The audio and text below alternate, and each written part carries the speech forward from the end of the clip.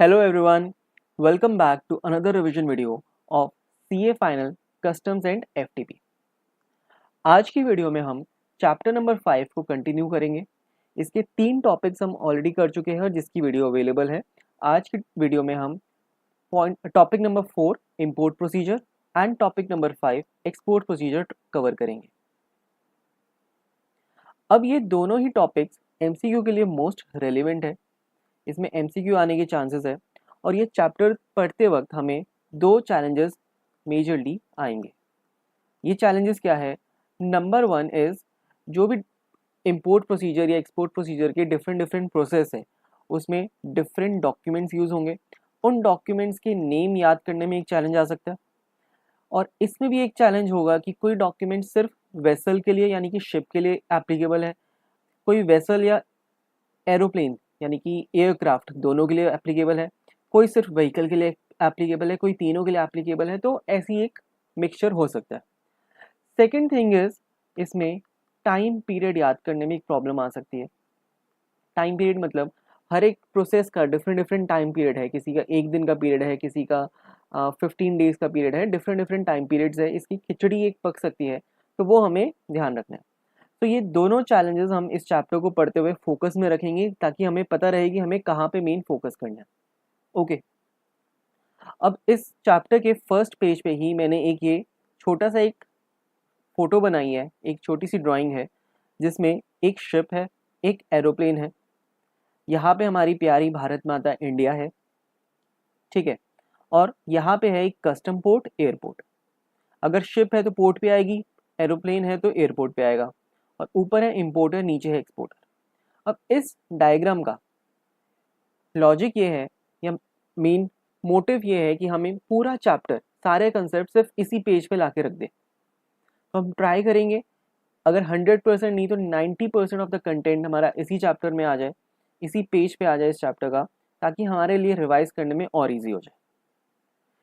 और ये अगर नोट्स आपको चाहिए तो आपको पता है नीचे कमेंट्स में लिंक दे रखा है या तो डिस्क्रिप्शन में, आप वहां से परचेज कर सकते हैं। चलिए, now without wasting any further minute, let's start with our revision of import procedure and export procedure. Let's start with our first topic, arrival of vessels and aircraft in India. This is section number 29, but section number हमें बिल्कुल भी याद नहीं करने। अगर कोई important section है तो मैं उसको खुद कह दूंगा कि वो याद कर लो उसका नंबर, अदरवाइज नहीं करने हमें। सो लेट्स सी ये सेक्शन क्या कहता है।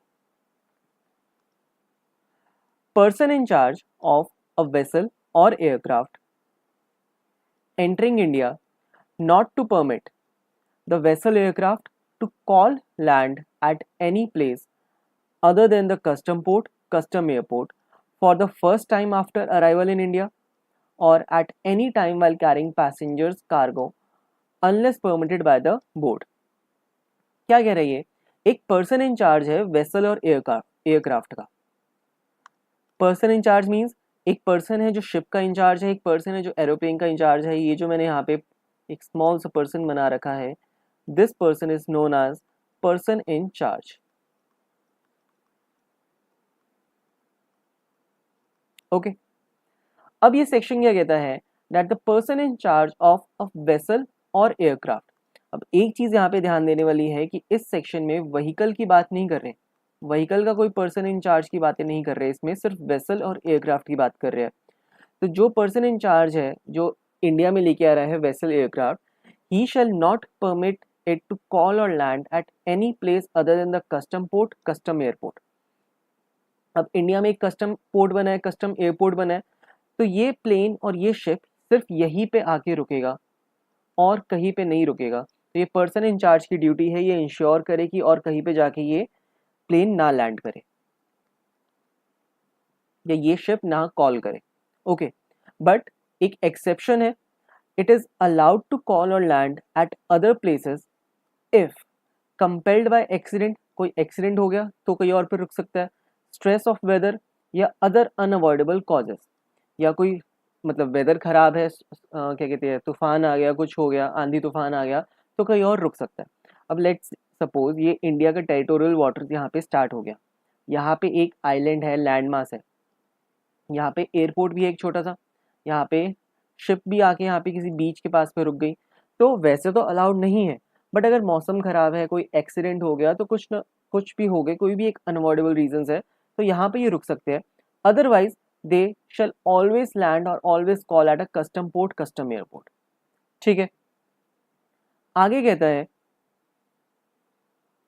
Obligations of person in charge of such vessel और एयरक्राफ्ट। अब कहीं और पे रुकेगा तो कोई ऑब्लिगेशंस भी होगी, उस पर्सन चार्ज पे कोई ड्यूटी लगेगी, तो वो क्या ऑब्लिगेशन है, let's see. First obligation of person in charge is to report the arrival of vessel या landing of aircraft to the nearest custom officer. सबसे पहले कस्टम ऑफिसर जो भी पास में है उसको बताएगा। अगर कस्टम ऑफिसर नहीं है तो officer in charge of a police station and produce the log book if demanded. तो पहली ऑब्लिगेशन क्या है, नियरेस्ट कस्टम ऑफिसर या एक पुलिस स्टेशन के जो भी इंचार्ज है उसको बता दे कि मैंने ऐसे ऐसे वेसल या एयरक्राफ्ट लैंड करा है, कॉल करा है, जो भी हुआ है बता दे। Now without the consent of such officer means ऊपर वाला कस्टम ऑफिसर या पुलिस स्टेशन का इंचार्ज, उसकी कंसेंट के बिना कोई भी सामान ना उतरेगा और ना ही कोई पैसेंजर उतरेगा। तो not to permit the unloading of any goods और एनी पैसेंजर या crew to leave the vicinity of the vessel aircraft, उसको छोड़ के नहीं जा सकते without the permission of such officer. और जो भी ये ऑफिसर कहेगा वो बात माननी पड़ेगी। तो ये 3 ऑब्लिगेशन या 3 ड्यूटी है पर्सन इन चार्ज की ऐसे वेसल एयरक्राफ्ट को लेके जो इंडिया में कस्टम पोर्ट या कस्टम एयरपोर्ट के अलावा कहीं और रुका है। तो first time after arrival in India, यानी कि इंडिया में अराइव कर गया, इंडिया की टेरिटोरियल वाटर्स, लेट से ये यहाँ पे टेरिटोरियल वाटर स्टार्ट हो जाते हैं, तो इंडिया में अराइव करने से पहले कहीं भी रुके हमें क्या लेना देना, हमें तो इंडिया की बात कर रहे हैं। तो आफ्टर अराइविंग इन इंडिया, यहाँ पे लिखा भी है for the first time after arrival in India, और कहीं नहीं रुकेगा except that custom port, custom airport. और जब तक उसमें पैसेंजर्स है, कार्गो है, तब भी कहीं पे नहीं रुक सकता। इंडिया से बाहर वो जहां मर्जी रुके, हमें कोई लेना देना नहीं।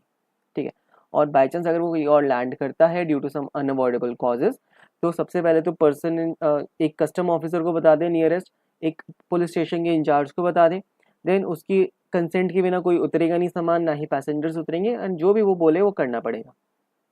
नाउ इसकी भी एक एक्सेप्शन है कि बिना इसके कंसेंट के क्या कर सकते हैं हम, गुड्स कैन बी अनलोडेड और पैसेंजर्स और crew can leave without the consent. Consent किसकी, ऐसे कस्टम ऑफिसर जो नियरेस्ट है या ऐसे पुलिस इंचार्ज की जो नियरेस्ट है पुलिस स्टेशन के, due to health reasons, due to safety reasons. अब शिप में आग लगी है और कहीं पे वो लैंड कर गई, तो उसकी परमिशन थोड़ा ना लेंगे, निकलना पड़ेगा।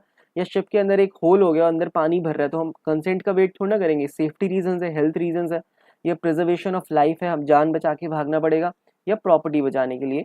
तो ये सारे रीजंस की वजह के लिए हमें कंसेंट की कोई जरूरत नहीं है, हम कर सकते हैं काम। अब पर्सन इन चार्ज होता क्या है, उसकी डेफिनेशन कस्टम्स एक्ट में दे रखी है। अगर हम वेसल की बात करें, शिप की बात करें, तो एक मास्टर होता है शिप का, जो एक डेजिग्नेशन होगी किसी की, वो मास्टर की डेजिग्नेशन पे जो बैठा है, that person is a person in charge. अगर हम एयरक्राफ्ट की बात करें तो एयरक्राफ्ट का कमांडर या पायलट इन चार्ज। अगर रेलवे की बात करें, ट्रेन की, अब ट्रेन भी हमारी व्हीकल में आ जाती है, जो इस सेक्शन में तो कवर नहीं है, बट व्हीकल का भी पर्सन इन चार्ज होता है। तो कंडक्टर हो गया, कोई गार्ड हो गया, या कोई भी person having the chief direction of the train, और एनी अदर कन्वेंस में उसका ड्राइवर होगा या कोई और person in charge of the convince, कि ड्राइवर के साथ कोई छोटू बैठा है वो भी हो सकता है इंचार्ज अगर कोई और पर्सन है तो। ठीक है, इतनी इंपॉर्टेंट नहीं है, बस हमें पता होना चाहिए कि पर्सन इन चार्ज क्या क्या हो सकते हैं। मेनली वेसल के लिए होता है मास्टर, जो एक एमसीक्यू में आ सकता है, और एयरक्राफ्ट का याद कर लेना, बाकी देख लेना। ओके, तो this was our first topic of relating to import. अगर एक शिप इंडिया में आता है तो कहीं और रुक नहीं सकता except its custom port, custom airport. Okay, then moving to second topic, delivery of arrival manifest, import manifest और import report। अब ये 3 डॉक्यूमेंट्स हैं जिसके नाम हमें याद करने हैं, arrival manifest, import manifest, import report. और यही चीज़ अगर एक्सपोर्ट में बात आ जाए तो एक्सपोर्ट में क्या होगा, अराइवल की जगह डिपार्चर, तो डिपार्चर मैनिफेस्ट हो जाएगा, तो एक्सपोर्ट में काम आएगा हमारा डिपार्चर मैनिफेस्ट। इम्पोर्ट मैनिफेस्ट की जगह हो जाएगा एक्सपोर्ट मैनिफेस्ट, और इम्पोर्ट रिपोर्ट की हो जाएगा export report. Export manifest, export report, दोनों सेक्शन एग्जैक्टली कॉपी है एक दूसरे के, बस उधर इम्पोर्ट है इधर एक्सपोर्ट है, उधर अराइवल है इधर डिपार्चर है, तो दोनों को हम एक साथ पढ़ेंगे। इससे होगा क्या, जो जो सेक्शंस इम्पोर्ट एक्सपोर्ट के कॉमन है उसको मैं साथ में कवर करता चलूंगा, ताकि हमें एक कंसेप्ट हमारा साथ साथ बैठता रहे। अब ऊपर वाला सेक्शन अराइवल ऑफ वेसल और एयरक्राफ्ट, एक्सपोर्ट में तो इसका काम ही नहीं है, एक्सपोर्ट में तो इंडिया से बाहर जा रहा है वेसल, ये अराइवल की बात कर रहा है, तो इसमें एक्सपोर्ट का कोई लेना देना था नहीं सेक्शन से, इसका कॉरेस्पॉन्डिंग कोई डुप्लीकेट इसमें है नहीं एक्सपोर्ट में। ओके, तो देखो 3 डॉक्यूमेंट्स की बात हो रही है, अराइवल मैनिफेस्ट, इम्पोर्ट मैनिफेस्ट और इम्पोर्ट रिपोर्ट। अब एक चीज मैं बताऊं, अराइवल मैनिफेस्ट और इम्पोर्ट मैनिफेस्ट एक ही चीज है, बस उसके नाम अलग है। होते हैं ना, घर का नाम अलग बाहर का नाम अलग, ठीक है, डॉक्यूमेंट एक बट नाम उसके दो। और इम्पोर्ट रिपोर्ट एक अलग से डॉक्यूमेंट है बट नाम हमें तीनों ही याद करने होंगे। ओके, ये होता क्या है, सबसे पहली बात, अराइवल मैनिफेस्ट हो चाहे इम्पोर्ट मैनिफेस्ट चाहे import report, is a detailed information to custom authority about the goods in the vessel or aircraft which have been brought into India। जो भी शिप के अंदर, एयरक्राफ्ट के अंदर जो भी गुड्स आए हैं उसकी एक डिटेल्ड रिपोर्ट है कि क्या क्या चीज़ें हैं हमारे पास, क्या क्या शिप में हमारे पास सामान पड़ा है। और सेम अगर एक्सपोर्ट के लिए बात करें तो कौन सा, it will be a detailed information to custom authority about the goods to be exported from India. इन डॉक्यूमेंट्स में होगा जो जो सामान इंडिया से बाहर जा रहा है उसकी सारी डिटेल्ड इंफॉर्मेशन होगी। ठीक है, चलिए अब time limit for delivery of arrival, import manifest और इम्पोर्ट रिपोर्ट कितने टाइम में हमें देना है। कितने टाइम में देने से पहले सबसे पहले देखते हैं कि कौन देगा ये। तो import document to be presented by person in charge. Person in charge की ड्यूटी है कि वो इम्पोर्ट डॉक्यूमेंट दे, यानी कि arrival manifest, import manifest, import report. और इन तीनों डॉक्यूमेंट्स को कलेक्टिवली बोला जाता है आईजीएम।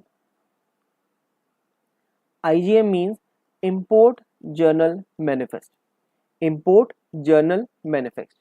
और एक्सपोर्ट के लिए क्या हो जाएगा, EGM, export journal manifest. Law वाला एक्स्ट्रा ऑर्डिनरी जर्नल मीटिंग में मानना है इसको एक्सपोर्ट जर्नल मैनिफेस्ट। ओके, ये नाम ना याद रखना, कंफ्यूजन हो सकती है, नाम याद करना is very much important. Section number भले याद ना रहे बट इसके नाम जरूर याद रखने हैं डॉक्यूमेंट्स के। ओके, तो ये पर्सन इन चार्ज देगा हमारे डॉक्यूमेंट्स, और एक्सपोर्ट के केस में भी पर्सन इन चार्ज देगा, पर्सन इन चार्ज देगा डॉक्यूमेंट। ठीक है, या कोई और पर्सन दे सकते हैं स्पेसिफाइड बाय सीजी। सेम ये इंपोर्ट के लिए भी एप्लीकेबल है, एनी अदर पर्सन जिसको सीजी अलाउ कर दे। ओके, सो 1 सेकेंड। तो ये person in charge of vessel और एयरक्राफ्ट, यही पर्सन देगा person in charge arrival manifest, या फिर कह लो इम्पोर्ट मैनिफेस्ट, या हम कह सकते हैं import report. Person in charge की ड्यूटी है, और इसी पर्सन इन चार्ज की ड्यूटी है to give departure manifest export के केस में, एक्सपोर्ट मैनिफेस्ट, या फिर एक्सपोर्ट रिपोर्ट। ओके, ड्यूटी किसकी है, पर्सन इन चार्ज की। आगे देखते हैं हमारा सेक्शन क्या कहता है। हम देख रहे थे time limit for delivery of arrival manifest, import manifest और इंपोर्ट रिपोर्ट। तो अगर गुड्स आ रहे हैं वेसल और एयरक्राफ्ट से, यानी शिप और प्लेन से आ रहे हैं, तो हम अराइवल मैनिफेस्ट और इंपोर्ट मैनिफेस्ट का डॉक्यूमेंट बनाएंगे। और अगर व्हीकल से आ रहे हैं तो इंपोर्ट रिपोर्ट। इससे हमें क्या पता चला, व्हीकल के लिए सिर्फ इंपोर्ट रिपोर्ट लगेगा, और वेसल एयरक्राफ्ट के लिए अराइवल मैनिफेस्ट कह लो या इंपोर्ट मैनिफेस्ट कह लो, एक ही बात है। ठीक है, और टाइम लिमिट क्या है, any time prior to its arrival. Ship और वेसल आने से पहले कभी भी दे दो, any time prior its arrival, आने से पहले कभी भी हम इसको प्रोवाइड कर सकते हैं।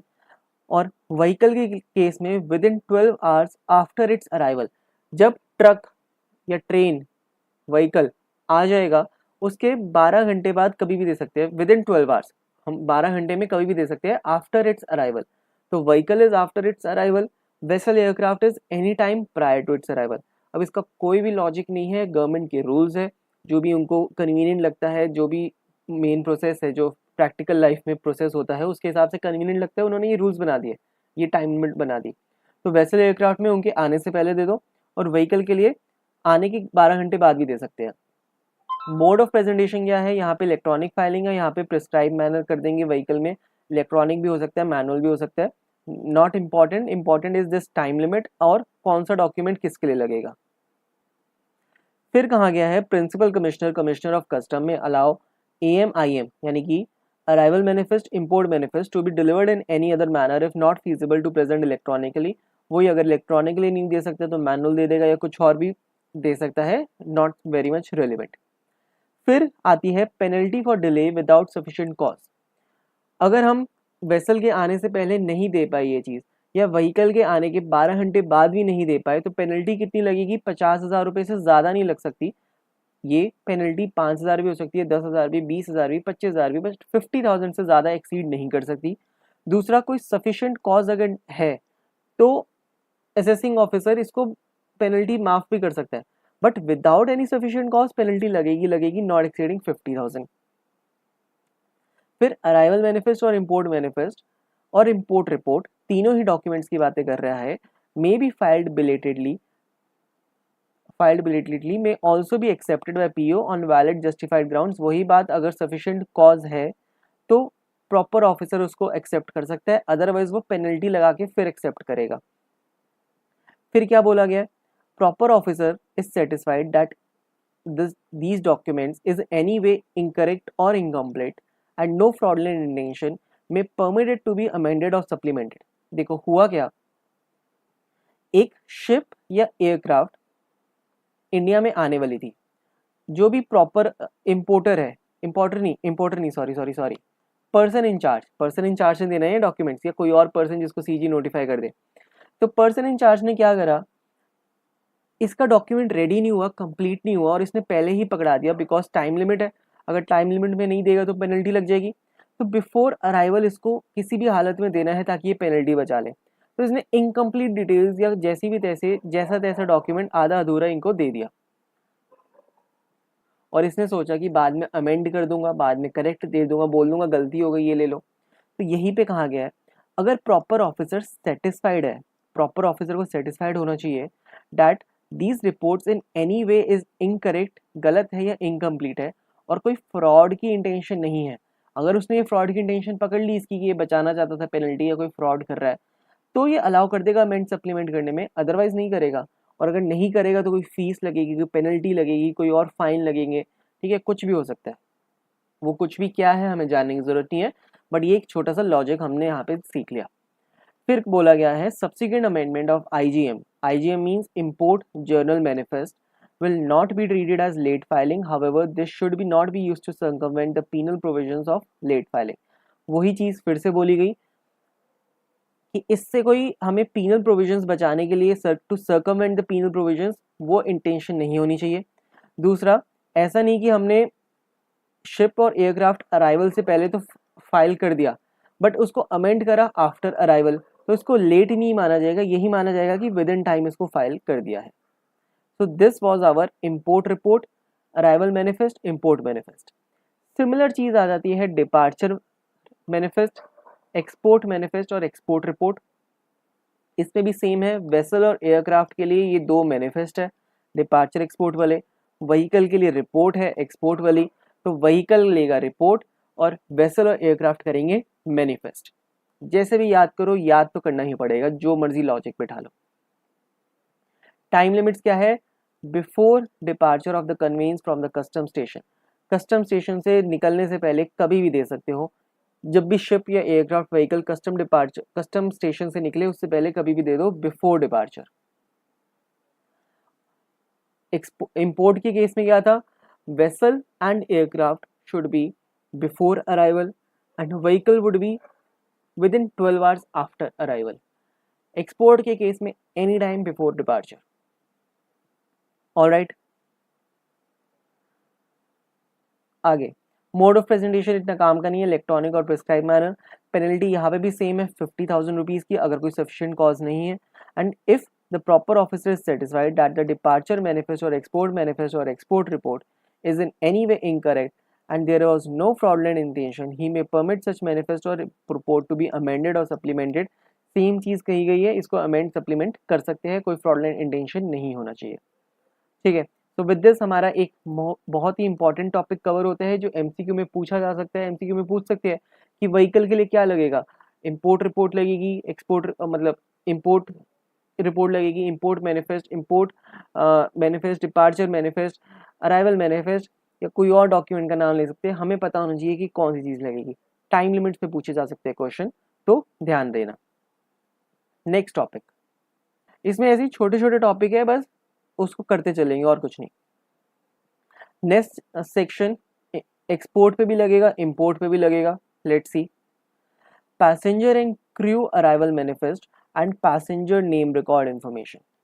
पहले हमने क्या दिया था, गुड्स की डिटेल दी थी, यहाँ पे एक डिटेल्ड इंफॉर्मेशन दी थी to custom authority about the goods. ये मैनिफेस्ट और इंपोर्ट रिपोर्ट में गुड्स की बातें करी गई थी। सिमिलरली एक्सपोर्ट में भी गुड्स की बातें करी थी।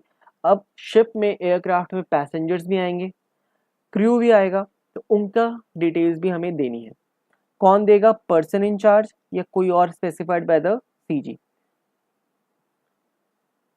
Passenger and crew arrival manifest देंगे before arrival in the case of aircraft और वेसल। जो चीज़ ऊपर थी before arrival, any time prior to its arrival यानी कि बिफोर अराइवल, तो सेम चीज़ ही चल रही है वेसल और एयरक्राफ्ट में बिफोर अराइवल। और व्हीकल में अपॉन अराइवल, व्हीकल जब अराइव करेगा उसी वक्त, यहाँ पे कोई आवर्स की वो नहीं है ड्यूरेशन, तो व्हीकल जब आएगा तभी देना है। अब ये चीज़ें ना देखो याद ही करनी पड़ेगी, जितना मर्जी इसमें कोई लॉजिक ढूंढ लो, कोई लॉजिक है नहीं, जितना हो सके उसको याद कर लेना बार बार पढ़ के।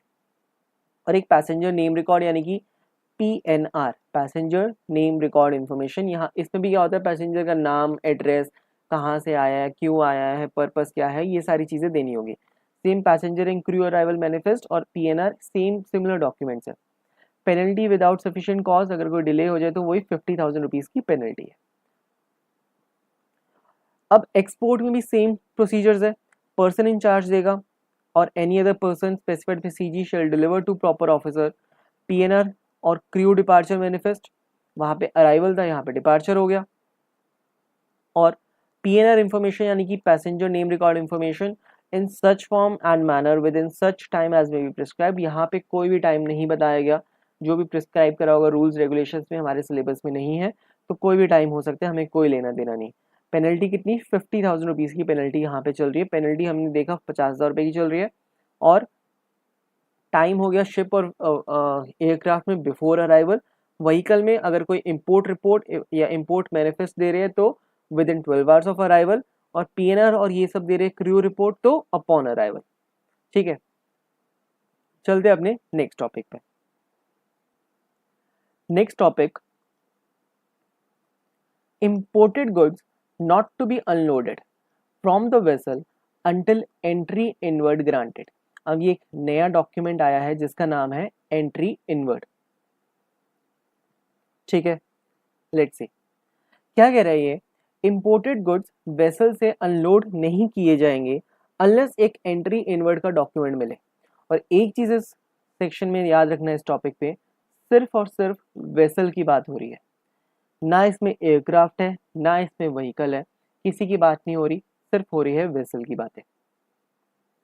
क्या कहता है ये, master of the vessel, vessel का मास्टर मतलब person in charge, shall not master of vessel not permitted for unloading of any imported goods until order granting entry inward given by proper officer। तो person in charge की duty है कि ship से सामान उतारना ना start करे जब तक एक एंट्री इनवर्ड नहीं मिल जाता प्रॉपर ऑफिसर से। प्रॉपर ऑफिसर ऑर्डर कब देगा, order to be given only if the arrival manifest, import manifest delivered और the proper officer satisfied of valid reason of non delivery. यानी कि जब पर्सन इन चार्ज एक अराइवल मैनिफेस्ट या import manifest दे देगा, यहाँ पे ध्यान रखना इंपोर्ट रिपोर्ट की बात नहीं हो रही, क्योंकि इंपोर्ट रिपोर्ट लगता है सिर्फ व्हीकल पे, तो इंपोर्ट रिपोर्ट नहीं, इंपोर्ट मैनिफेस्ट या तो अराइवल मैनिफेस्ट। ठीक है, या तो वो दे दे या प्रॉपर ऑफिसर सेटिस्फाई हो गए, अगर नॉन डिलीवरी में भी कोई वैलिड रीजन है तो ही। एक्सेप्शंस है यहाँ पे कुछ, कि अगर कोई बैगेज है, unloading of baggage accompanying passenger, अगर अकम्पनीड बैगेज है, अनअकम्पनीड नहीं है बट पैसेंजर के साथ है, तो वो अलाउड है, उसके लिए कोई एंट्री बननी चाहिए। मेंबर ऑफ द क्रू वो भी उतर सकता है, मतलब मेंबर ऑफ द क्रू का बैगेज भी उतर सकता है। मेल बैग्स, एनिमल्स, ये पेरिशेबल और हजार्डियस गुड्स, ये सारे एक्सेप्शन में है जिसके लिए एंट्री इनवर्ड नहीं लगेगा, अदरवाइज एंट्री इनवर्ड चाहिए होगा to unload the goods from the vessel. कहने का मतलब ये जो हमारा वेसल है, जब ये यहाँ पे कस्टम पोर्ट एयरपोर्ट पे पहुंच जाएगा, इसके अंदर जो भी कार्गो के बॉक्सेस होंगे या ठीक है, तो उसको अनलोड करना होगा। तो अनलोड के लिए प्रॉपर ऑफिसर एक एंट्री इनवर्ड देगा। Proper officer will grant an entry inward document.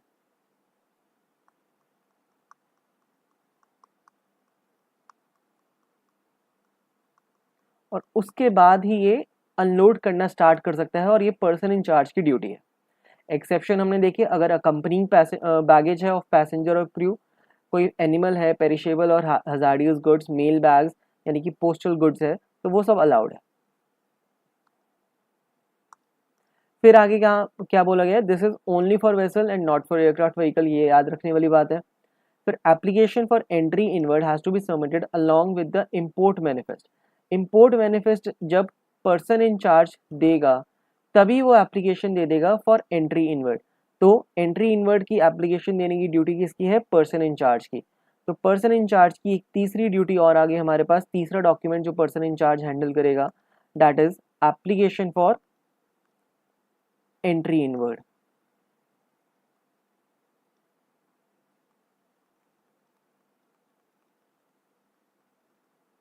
Application for entry inward, ये भी पर्सन इन चार्ज की रिस्पॉन्सिबिलिटी है।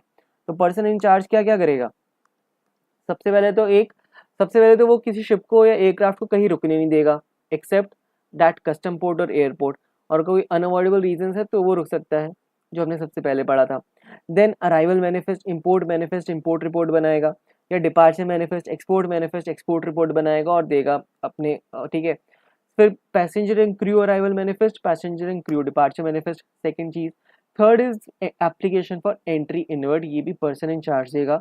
और डिपार्चर यानी कि एक्सपोर्ट के केस में एंट्री इनवर्ड है तो क्या हो जाएगा, एंट्री, बताओ बताओ बताओ, कमेंट्स में बताओ, यहीं पे पॉज करो और लिखो और फिर बताओ कि एंट्री इनवर्ड की जगह हो जाएगा एंट्री आउटवर्ड। ठीक है, ये होगा एक्सपोर्ट के केस में। चलिए, और एक चीज मैं बता दूं, ये जो चार्ट है ये आपको ही फिल करना है, मैं फिल नहीं करूंगा पूरा। अगर जगह बना के जैसे भी करना है, कहीं पे टाइम लिमिट्स लिखनी है, हमने इसकी टाइम लिमिट्स पढ़ी थी, ठीक है, तो वो टाइम लिमिट्स अगर लिखनी है, अगर खुद याद रखनी है आपको, देखो एग्जाम आपने लिखना है, खुद की मेहनत करो, ठीक है। तो जितना हो सके इस चार्ट को फिल कर लो, ताकि एक तो खिचड़ी ना बने, ये याद रखना, चीज़ें क्लियर हो, जो भी इंपॉर्टेंट है बस वही लिखना, अदरवाइज बेकार की चीज़ें मत लिखना। उसके लिए तो पूरे नोट्स है, वो रीड कर सकते हो। चलो आगे चलते हैं। Grant of entry inward is an acknowledgement of the fact that the custom department is ready to supervise the unloading of the cargo, क्योंकि गुड्स उतरेंगे तो कस्टम डिपार्टमेंट उसको मॉनिटर करेगा, सुपरवाइज करेगा, तो एंट्री इनवर्ड एक परमिशन है एक तरीके से। Now without the permission of proper officer, imported goods cannot be unloaded unless they are mentioned in the import journal manifest for being unloaded in that custom station। कहने का मतलब, जो हमने मीन्स पर्सन इन चार्ज ने import report या import manifest या arrival manifest, जिसको commonly collectively कहा जाता है इम्पोर्ट जर्नल मैनिफेस्ट, अगर वो उसमें जो जो गुड्स मेंशन है वही उतर सकते हैं उस कस्टम स्टेशन में, अदरवाइज नहीं उतर सकते, ठीक है। तो this was our entry inward. Export के केस में हो जाएगा एंट्री आउटवर्ड। तो loading of goods not to start on vessel until entry outward is granted. Again ये सिर्फ वेसल के लिए है, इसमें एयरक्राफ्ट और व्हीकल का कोई काम नहीं है। यहाँ पे लोडिंग की बात कर रहे हैं, शिप में जब एक्सपोर्ट के लिए गुड्स लोड होंगे उसकी बात हो रही है। तो master of the vessel, master यानी कि person in charge, shall not begin the loading of any export goods until entry outward is granted by PO to such vessel।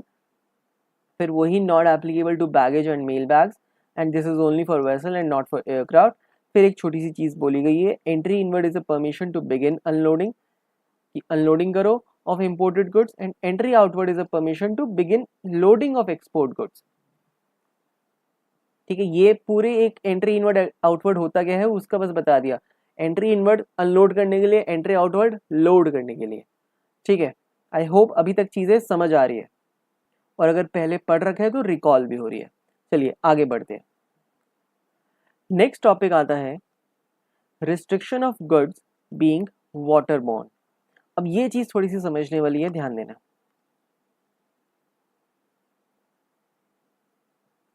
पहले यहाँ पे रीड करते हैं। Many a time, a vessel cannot be berthed at the port due to various reasons like size of the vessel, hazardous nature of cargo, etc. In such a situation, the cargo is ferried from or to the ships anchored at the mid-sea to the port in boats known as lighters. क्या चीज कह रहा है ये? देखो, ऐसा है, India में एक शिप आ रही है, ठीक है, दिस इज शिप। अब इस शिप का साइज ही काफी बड़ा है, टाइटैनिक जैसी बड़ी शिप है, या इसके अंदर कोई हजारियस सामान है, या पोर्ट में अभी शिप लगाने की जगह ही नहीं बची, पहले से इतना ट्रैफिक है कि जगह ही नहीं बची, बट इस शिप का सामान तो अनलोड करना है। कितने दिन खड़ी रहेगी यहाँ पे, समझ लो आने वाले 15 दिनों तक ये शिप यहाँ पे आ ही नहीं सकती, या जगह है बट साइज ही इतना बड़ा है कि यहाँ पे आ ही नहीं सकती, जो मर्जी कर लो, चाहे अभी जगह भी खाली है बट आ ही नहीं सकती। तो क्या होगा, एक छोटी छोटी कश्तियां यानी कि बोट्स यूज करी जाती है इससे गुड्स यहाँ पे ले जाने के लिए। इंपोर्ट के केस में, इंपोर्ट के केस में गुड्स यहाँ पे ले जाने के लिए, और अगर एक्सपोर्ट का केस है और इस शिप में एक्सपोर्ट गुड्स जानी है इंडिया से, तो यहाँ से शिप्स जाती है एक्सपोर्ट का गुड्स लेके, और यहाँ से शिप जाती है इंपोर्ट गुड्स लेके। और इन छोटी छोटी शिप्स को, छोटी छोटी बोट्स को, शिप नहीं बट बोट्स को टेक्निकल टर्म कहा जाता है lighters. They are lighters, cigarette जलाने वाले लाइटर्स नहीं, इंपोर्ट एक्सपोर्ट की सामान इधर से उधर करने वाली छोटी छोटी बोट्स को प्यार से लाइटर्स कहा जाता है। अब पढ़ते हैं इसको एक बार फिर से। Many a times a vessel cannot be berthed at the airport due to various reasons like size of vessel, hazardous nature of cargo etc. तो वो पोर्ट में नहीं आ सकती। इस सिचुएशन में cargo is ferried from the ship, from the ship यानी कि import के केस में फ्रॉम द शिप, शिप पे सामान पड़ा है, फ्रॉम द शिप, और टू द शिप यानी एक्सपोर्ट के केस में इंडिया से टू द शिप लेके जा रहे हैं। एंकर्ड एट मिड सी, समुद्र के बीचों बीच है, to the port in boats known as lighters. अब ये वर्ड याद रखना पड़ेगा, लाइटर्स कहा जाता है इन्हें। अब इस बोट में यहाँ से उधर सामान ले जाने के लिए एक डॉक्यूमेंट बनता है जिसको कहा जाता है बोट नोट।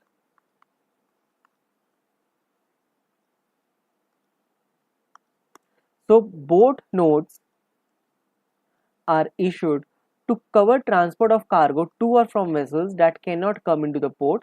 तो बोट नोट इशू करे जाते हैं, मतलब एक लीगल डॉक्यूमेंट तो चाहिए ना। अगर देखो यहाँ पे एक पर्सन है, यहाँ पे एक पर्सन है, ये आमने सामने नहीं है, एक दूसरे से चेक नहीं कर सकते, यहाँ से सामान जा रहा है, तो यहाँ पे जो पर्सन इन चार्ज है वो चेक तो करेगा ना कि ये सामान आना भी चाहिए, नहीं आना चाहिए, या ये सामान यहाँ से निकलना चाहिए, नहीं निकलना चाहिए। उसके लिए बोट नोट्स प्रिपेयर होते हैं। अब बोट नोट के लिए कुछ रिक्वायरमेंट है। देखो, अगर imported goods to be water borne for landing from vessel, देखो एक चीज मैं बताऊं, इस प्रोसेस को कहा जाता है वाटर बॉर्न, कि गुड्स हमने वाटर बॉर्न करे हैं। अब अगर इंपोर्टेड गुड्स वाटर बॉर्न हो रहे हैं, अगर शिप से ये इंडिया जा रहे हैं imported goods, if imported goods to be water borne for landing from vessel, तो इस केस में बोट नोट रिक्वायर्ड है, ऑलवेज रिक्वायर्ड है, बोट नोट बनेगा। बट एक्सपोर्ट के केस में डिफरेंट है। एक्सपोर्ट के केस में कहा जाता है export goods to be water borne for shipping if not accompanied by shipping bill. इसमें ना दो सिचुएशन आ जाती है। अगर एक्सपोर्ट गुड जिनके पास शिपिंग बिल नहीं है, शिपिंग बिल अब एक और नया डॉक्यूमेंट है, इसको हम बाद में पढ़ेंगे क्या होता है। अगर एक्सपोर्ट गुड्स के साथ शिपिंग बिल नहीं है तो बोट नोट चाहिए होगा। बट अगर एक्सपोर्ट गुड्स में they are accompanied with shipping bill, उनके पास शिपिंग बिल है, एक्सपोर्ट गुड्स जा रहे हैं उसके साथ शिपिंग बिल है, तो बोट नोट नहीं चाहिए, there will be no requirement of boat note. तो इस डायग्राम को हम इस तरीके से रीड करेंगे that boat note is required for imported goods, हमेशा के लिए। इंपोर्टेड गुड्स के साथ शिपिंग बिल हो या ना हो, इंपोर्टेड गुड्स में तो शिपिंग बिल होता भी नहीं वैसे तो इंपोर्टेड गुड्स के लिए it is always, boat note is required always. But export goods में अगर शिपिंग बिल है उनके साथ तो एक बोट नोट नहीं चाहिए, not required. But if they are not accompanied by shipping bill the boat note is required. ठीक है, ये चीज याद रखने वाली है, एक बहुत ही माइनर सा पॉइंट और इसमें एमसीक्यू बन सकता है, कब चाहिए कब नहीं चाहिए। फिर एक्सेप्शन, ये एक जनरल एक्सेप्शन है, क्या कहते हैं, goods can be water bond, water bond का मतलब मैंने समझा दिया, without accompanied by a boat note if board may give genuine permission by notification, अगर गवर्नमेंट खुद ही कह दे या एक कोई स्पेशल नोटिफिकेशन स्पेशल परमिशन दे दे कि बोट नोट नहीं लगेगा, सरकार ने बोला नहीं लगेगा तो मतलब नहीं लगेगा, कुछ कह नहीं सकते, तो इतना ये इंपॉर्टेंट नहीं है। मेन इंपॉर्टेंट मैंने यहाँ पे बताया डिफरेंस क्या है, इंपोर्ट के केस में बोट नोट हमेशा ही चाहिए अगर वाटर बॉर्न हो रहा है गुड्स। एक्सपोर्ट के केस में पहले चेक करो, एक्सपोर्ट की गुड्स शिपिंग बिल है साथ में तो बोट नोट नहीं चाहिए, मतलब एक डॉक्यूमेंट तो है ना बट शिपिंग बिल भी नहीं है, अरे यार बोट नोट तो चाहिए होगा, फिर तो चाहिए होगा तो मतलब चाहिए। तो इसमें एक्सपोर्ट भी कवर हो गया, इंपोर्ट भी कवर हो गया। चलिए आगे चलते हैं नेक्स्ट टॉपिक पे। Next topic is custody and removal of imported goods. जो इंपोर्टेड गुड्स शिप से अनलोड हो जाएंगे, कस्टम पोर्ट पे पड़े होंगे, ठीक है, उन गुड्स की कस्टडी किसके पास होगी और किस तरीके से उसको रिमूव करा जाएगा उसके बारे में ये सेक्शन बताता है। तो until the imported goods are cleared for home consumption और वेयर हाउस, जब तक इंपोर्टेड गुड्स को होम कंजम्पशन के लिए क्लियर नहीं करा लेते या वेयर हाउस में डिपॉजिट कराने के लिए क्लियर नहीं करा लेते, they shall remain in the custody of such person as may be approved by the commissioner of custom, और इस पर्सन को कहा जाता है प्यार से कस्टोडियन। ठीक है, और इसी से अगर हम एक पहले पढ़ी हुई चीज को याद करने की कोशिश करें, जो हमने चैप्टर 1 में सेक्शन नंबर 13 पढ़ा था, विच डील्स विद पिल्फरेज। अब सेक्शन नंबर का सिर्फ एक रेफरेंस है, इसको याद नहीं करना सेक्शन नंबर, ऐसा ना होगी आप सोचो पिल्फरेज का सेक्शन नंबर इंपॉर्टेंट है याद कर लो, हो जाता तो अच्छी बात है, बट सेक्शन 13 डील करते हैं पिल्फरेज के साथ। वहां पे हमने सीखा था कि अगर पिल्फरेज होती है और कस्टम, मतलब एक हमने पढ़ा था कि कब पिल्फरेज होगी, तो उस टाइम पे अगर पिल्फरेज होती है तो उस गुड्स की कस्टम ड्यूटी कौन पे करेगा, कस्टोडियन, क्योंकि कस्टोडियन की कस्टडी में पड़े थे वो goods. So if the imported goods are pilfered after unloading in a custom area while in the custody of the custodian, then the custodian shall be liable to pay the duty on such goods। custodian की responsibility बनेगी कि वो custom duty pay करे उसके लिए। ठीक है, फिर responsibility of custodian और क्या क्या responsibility है देख लेते फटाफट से। वो मेंटेन करेगा record of goods and send कर देगा उसकी कॉपी पीओ को। Not to permit the removal of goods from the custom area without the permission of PO in writing. अब ऐसा ना हो कि जैसे गुड्स अनलोड हुए कस्टम एरिया में, ये बहुत सारे बॉक्सेस पड़े हैं और इम्पोर्टर कस्टोडियन को कहे कि भाई ये मेरे को सामान दे दे, क्लियर करा दे या रिमूव कर दे, तो रिमूव नहीं कर सकता, अगर पीओ की परमिशन होनी चाहिए। फिर tally the particulars of goods landed against the import general manifest and send a report known as outturn statement to the customs authority. Custom authority मतलब प्रॉपर ऑफिसर। क्या कहना चाह रहा है, कस्टोडियन क्या करेगा, एक पर्सन इन चार्ज, देखो पर्सन इन चार्ज ने एक इंपोर्ट जर्नल मैनिफेस्ट यानी import report, arrival report, import manifest file करा था और इसी के बेसिस पे गुड्स अनलोड हुए। कस्टोडियन क्या करेगा, जो गुड्स अनलोड हुए और जो आईजीएम में गुड्स मेंशन है उनको कंपेयर करेगा कि वही गुड्स आए ना, कुछ और तो नहीं आ गया, क्योंकि हमने पढ़ा था कोई और गुड्स नहीं अलाउ कर सकता या कोई और गुड्स अनलोड नहीं हो सकते, तो वो उसको मैच करेगा और एक स्टेटमेंट बनाएगा जिसका नाम है आउटटर्न स्टेटमेंट, और वो कस्टम अथॉरिटीज को दे देगा। This enables the authorities to check whether all goods manifested, manifested मतलब आईजीएम में जो लिखे हैं in the import general manifest have actually been landed, वो उतर चुके हैं वहाँ पे। तो ये तो था कस्टडी का कि कस्टोडियन के पास कस्टडी रहेगी, वो रिस्पॉन्सिबल होगा अगर कोई पिल्फरेज हो जाती है। अब इसी पे एक आईसीआई पे एक इलिस्ट्रेशन है, विच इज़ वेरी इंपॉर्टेंट। अगर हम सिर्फ इतनी सी चीज़ पढ़ के जो सेक्शन में दिया है चले जाए और ये इलस्ट्रेशन अटेम्प्ट करने की कोशिश करें अगर एग्जाम में आ जाए, तो हमारी पक्की बात है कि हमारा आंसर गलत होगा। क्यों? Let's see the illustration and then answer it.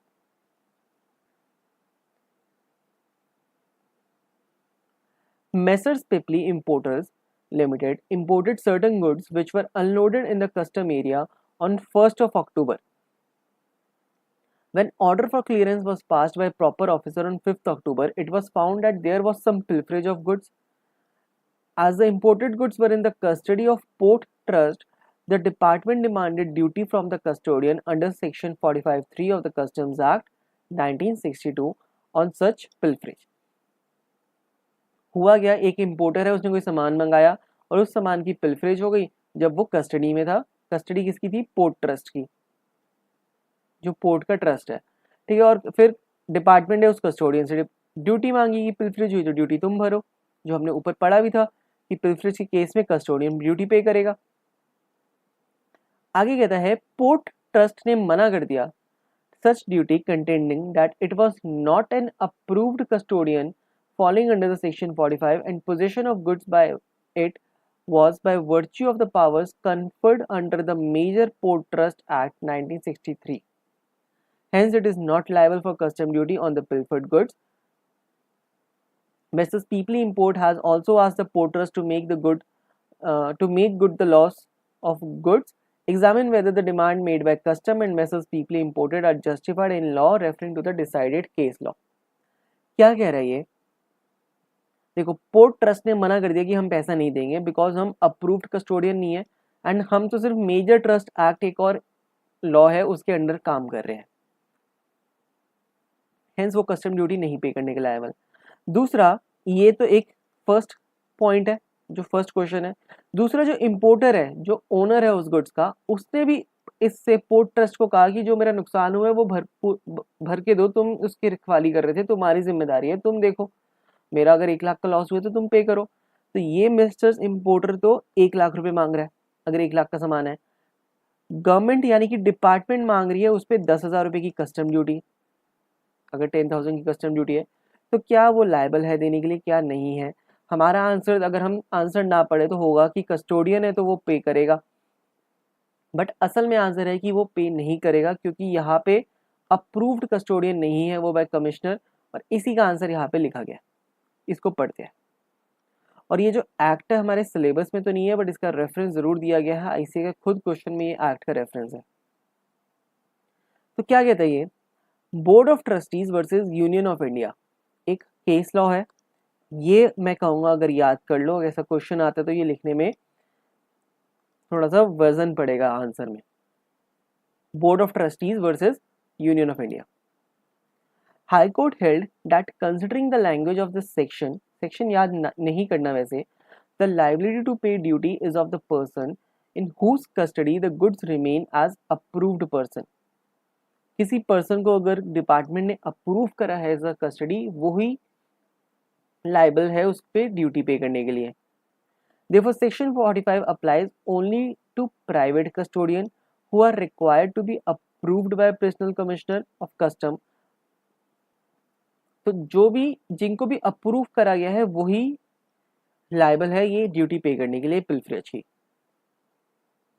Accordingly, Major Port and Airport covered by Major Port Trust Act 1963 who do not require any approval are not covered by Section 45, वो Section 45 में cover नहीं होंगे। देखो हुआ क्या, जो custom का port है उसका कोई ट्रस्ट है और ये ट्रस्ट मेजर पोर्ट ट्रस्ट के अंडर आता है। अब इसकी तो जिम्मेदारी है, सामान आएगा तो ये तो देखेगा, ये एक तरीके से ट्रस्टी है इस पूरे पोर्ट का। इसको किसी ने अप्रूव नहीं करा प्रिंसिपल कमिश्नर ने कि इस एरिया के सामान की रखवाली तू करेगा, तू कस्टोडियन है इसका। ये तो मेजर पोर्ट ट्रस्ट के अंडर इसकी पावर है, उसकी ड्यूटी ये फुलफिल कर रहा है और इनको कोई अप्रूवल की जरूरत नहीं है सामान की देख रेख करने के लिए। एक तरीके से वॉच डॉग है पूरे कस्टम पोर्ट के। Thus the department cannot demand duty from the port trust on the pilferage under section 45. Department इनसे ड्यूटी नहीं मांग सकता। डिपार्टमेंट को क्या करना चाहिए था, किसी और पर्सन को अप्रूव करे कि तू कस्टोडियन है इस एरिया का, इस इलाके का, तू कस्टोडियन है, तू देख भाई। पोर्ट ट्रस्ट तो सीनियर है, वो तो एक तरह से ओनर है पूरे ट्रस्ट का। Also, Section 45 holds that the custodian responsible only in respect of custom duty in respect of pilfered goods. It does not extend to the value of lost goods. ये वो कह रहा है कि ये जो मेसर्स पीपली इम्पोर्ट है ये वैल्यू भी नहीं मांग सकता, बट वैल्यू ले सकता है हाउएवर पोर्ट ट्रस्ट एज बेली। अब एज अ बेलर बेली है वो उन गुड्स का, is liable for value of the goods to the importer. जो इम्पोर्टर है मेसर्स पीपली इम्पोर्टर, इसको वो वैल्यू देने के लायबल है। अगर इम्पोर्टर केस करे तो वो जीत सकता है। He is liable that the trust is liable as a bailee. अब ये चीज़ याद करनी होगी इसकी लैंग्वेज क्वेश्चन की, ठीक है। ये इलस्ट्रेशन एक बार फिर से रीड करना, समझना, प्रॉब्लम आए तो एक बार मेरे को कमेंट में बताना है, मैं फिर से ट्राई करूंगा समझाने की। चलिए आगे बढ़ते हैं। आगे बढ़ने से पहले ये क्वेश्चन हमें एक चीज़ और सिखाता है कि हमें आईसीए के क्वेश्चन ज़रूर करने हैं। सिर्फ कंसेप्ट पढ़ के आईसीए के स्टडी मैट में कंसेप्ट इस सेक्शन का बस इतना सही है। सिर्फ कंसेप्ट पढ़ के हम सोचे कि हम एग्जाम में क्वेश्चंस का आंसर कर पाएंगे, दैट्स नॉट पॉसिबल, क्योंकि क्वेश्चन में कोई नई कहानी बनी होगी। यहाँ पे पोर्ट ट्रस्ट की बातें करी गई है जो सेक्शन में नहीं पता, तो it's a different story itself. तो हमें क्वेश्चन करने बहुत ज़रूरी है। विदाउट क्वेश्चन हम एग्जाम क्लियर नहीं कर सकते किसी भी हालत में। कि हम सोचे कि कंसेप्ट हमें पता है हम वो लिखेंगे तो नहीं वर्क करेगा। चलिए आगे बढ़ते हैं। So let's start with our next topic, section number 46, filing of bill of entry, and it is most important topic. Let's see. Importer of any goods shall file a bill of entry. अब ये एक नया document आया है, bill of entry. कौन file करेगा? Importer, electronically for clearance of goods from the custom port, custom airport. Bill of entry होता क्या है? It is an application by importer. Importer application दे रहा है कस्टम डिपार्टमेंट को कि वो उनके गुड्स को असेसमेंट कर दे एंड क्लियर कर दे from custom area. Importer application दे रहा है to the custom department for assessment and clearance of goods from custom area. Document का नाम क्या है? Bill of entry. अब एक चीज़ इसमें ध्यान देने वाली चीज़ हमें क्या देखनी है, अभी तक हमने जो भी डॉक्यूमेंट्स देखे उसमें इम्पोर्टर या एक्सपोर्टर का कोई रोल ही नहीं था। हमने देखा था एक अराइवल मैनिफेस्ट, इम्पोर्ट रिपोर्ट, या डिपार्चर मैनिफेस्ट, एक्सपोर्ट रिपोर्ट। फिर हमने देखा था एक एंट्री इनवर्ड, एंट्री आउटवर्ड, जो लोडिंग और अनलोडिंग की परमिशन होती है। ये सारे documents person in charge file करता है। इम्पोर्टर एक्सपोर्टर तो अभी तक कुछ आया ही नहीं पिक्चर में। अब एक पहला डॉक्यूमेंट आया है, इम्पोर्टर फाइल करेगा एक बिल ऑफ एंट्री। ये क्या चीज़ है? इम्पोर्टर रिक्वेस्ट कर रहा है प्रॉपर ऑफिसर को, कस्टम डिपार्टमेंट को, कि जो गुड्स अनलोड हो चुके हैं यहाँ पे कस्टम पोर्ट पे या एयरपोर्ट पे, अब वो क्लियर करवा दो, उस पर जितनी कस्टम ड्यूटी बनती है असेसमेंट करो और उसको क्लियर करवा दो। ये एक एप्लीकेशन दे रहा है इम्पोर्टर। अब अगर एक्सपोर्टर है, एक्सपोर्टर के केस में भी ऐसे एक बिल लगेगा। तो अब एक्सपोर्टर के केस में उस बिल का नाम क्या होगा? अभी तक हमने एक कॉमन सेंस से देखा था कि अगर एंट्री इनवर्ड है तो एंट्री आउटवर्ड हो जाए। तो ऐसे बिल ऑफ एंट्री है तो क्या एक्सपोर्टर के केस में बिल ऑफ एग्जिट हो जाएगा? ऐसा नहीं है। यहाँ पे कॉमन सेंस काम नहीं आएगी। यहाँ पे लॉ ने दो डॉक्यूमेंट्स का नाम दे रखा है। एक्सपोर्टर के केस में या तो शिपिंग बिल लगता है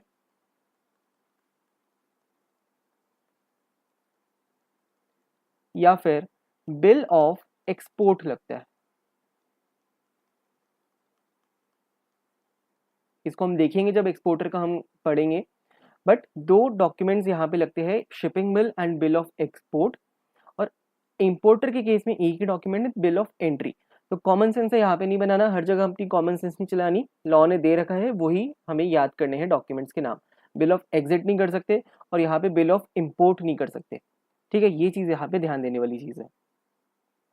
अब हम देखते हैं कि इसके प्रोविजंस क्या है, सेक्शन के अंदर की बातें क्या है, उसको पढ़ने की और समझने की ट्राई करते हैं। चलिए,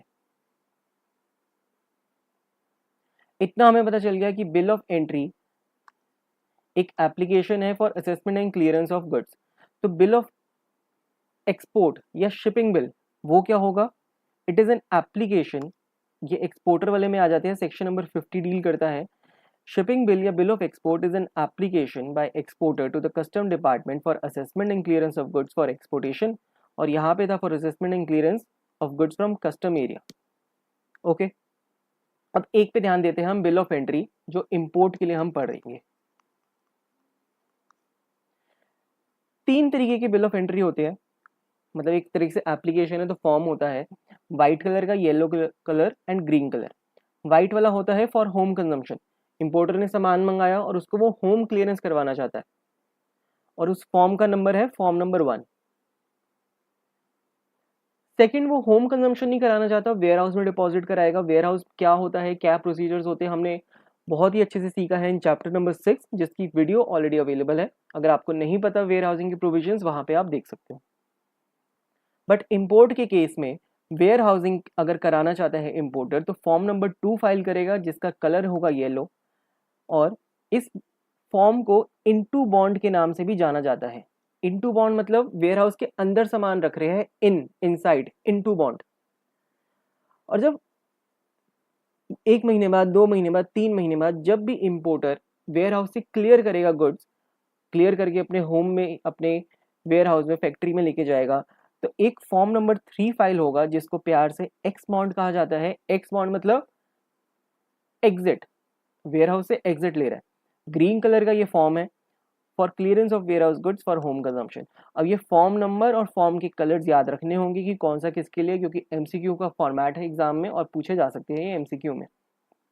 ठीक है, अब ये याद इजीली हो जाए, ताकि इसलिए मैंने यहाँ पे कलर भी कॉम्बिनेशन ऐसा रखा है, इसको white, yellow and green colour से हाईलाइट करा है ताकि ध्यान रहे यहाँ पे।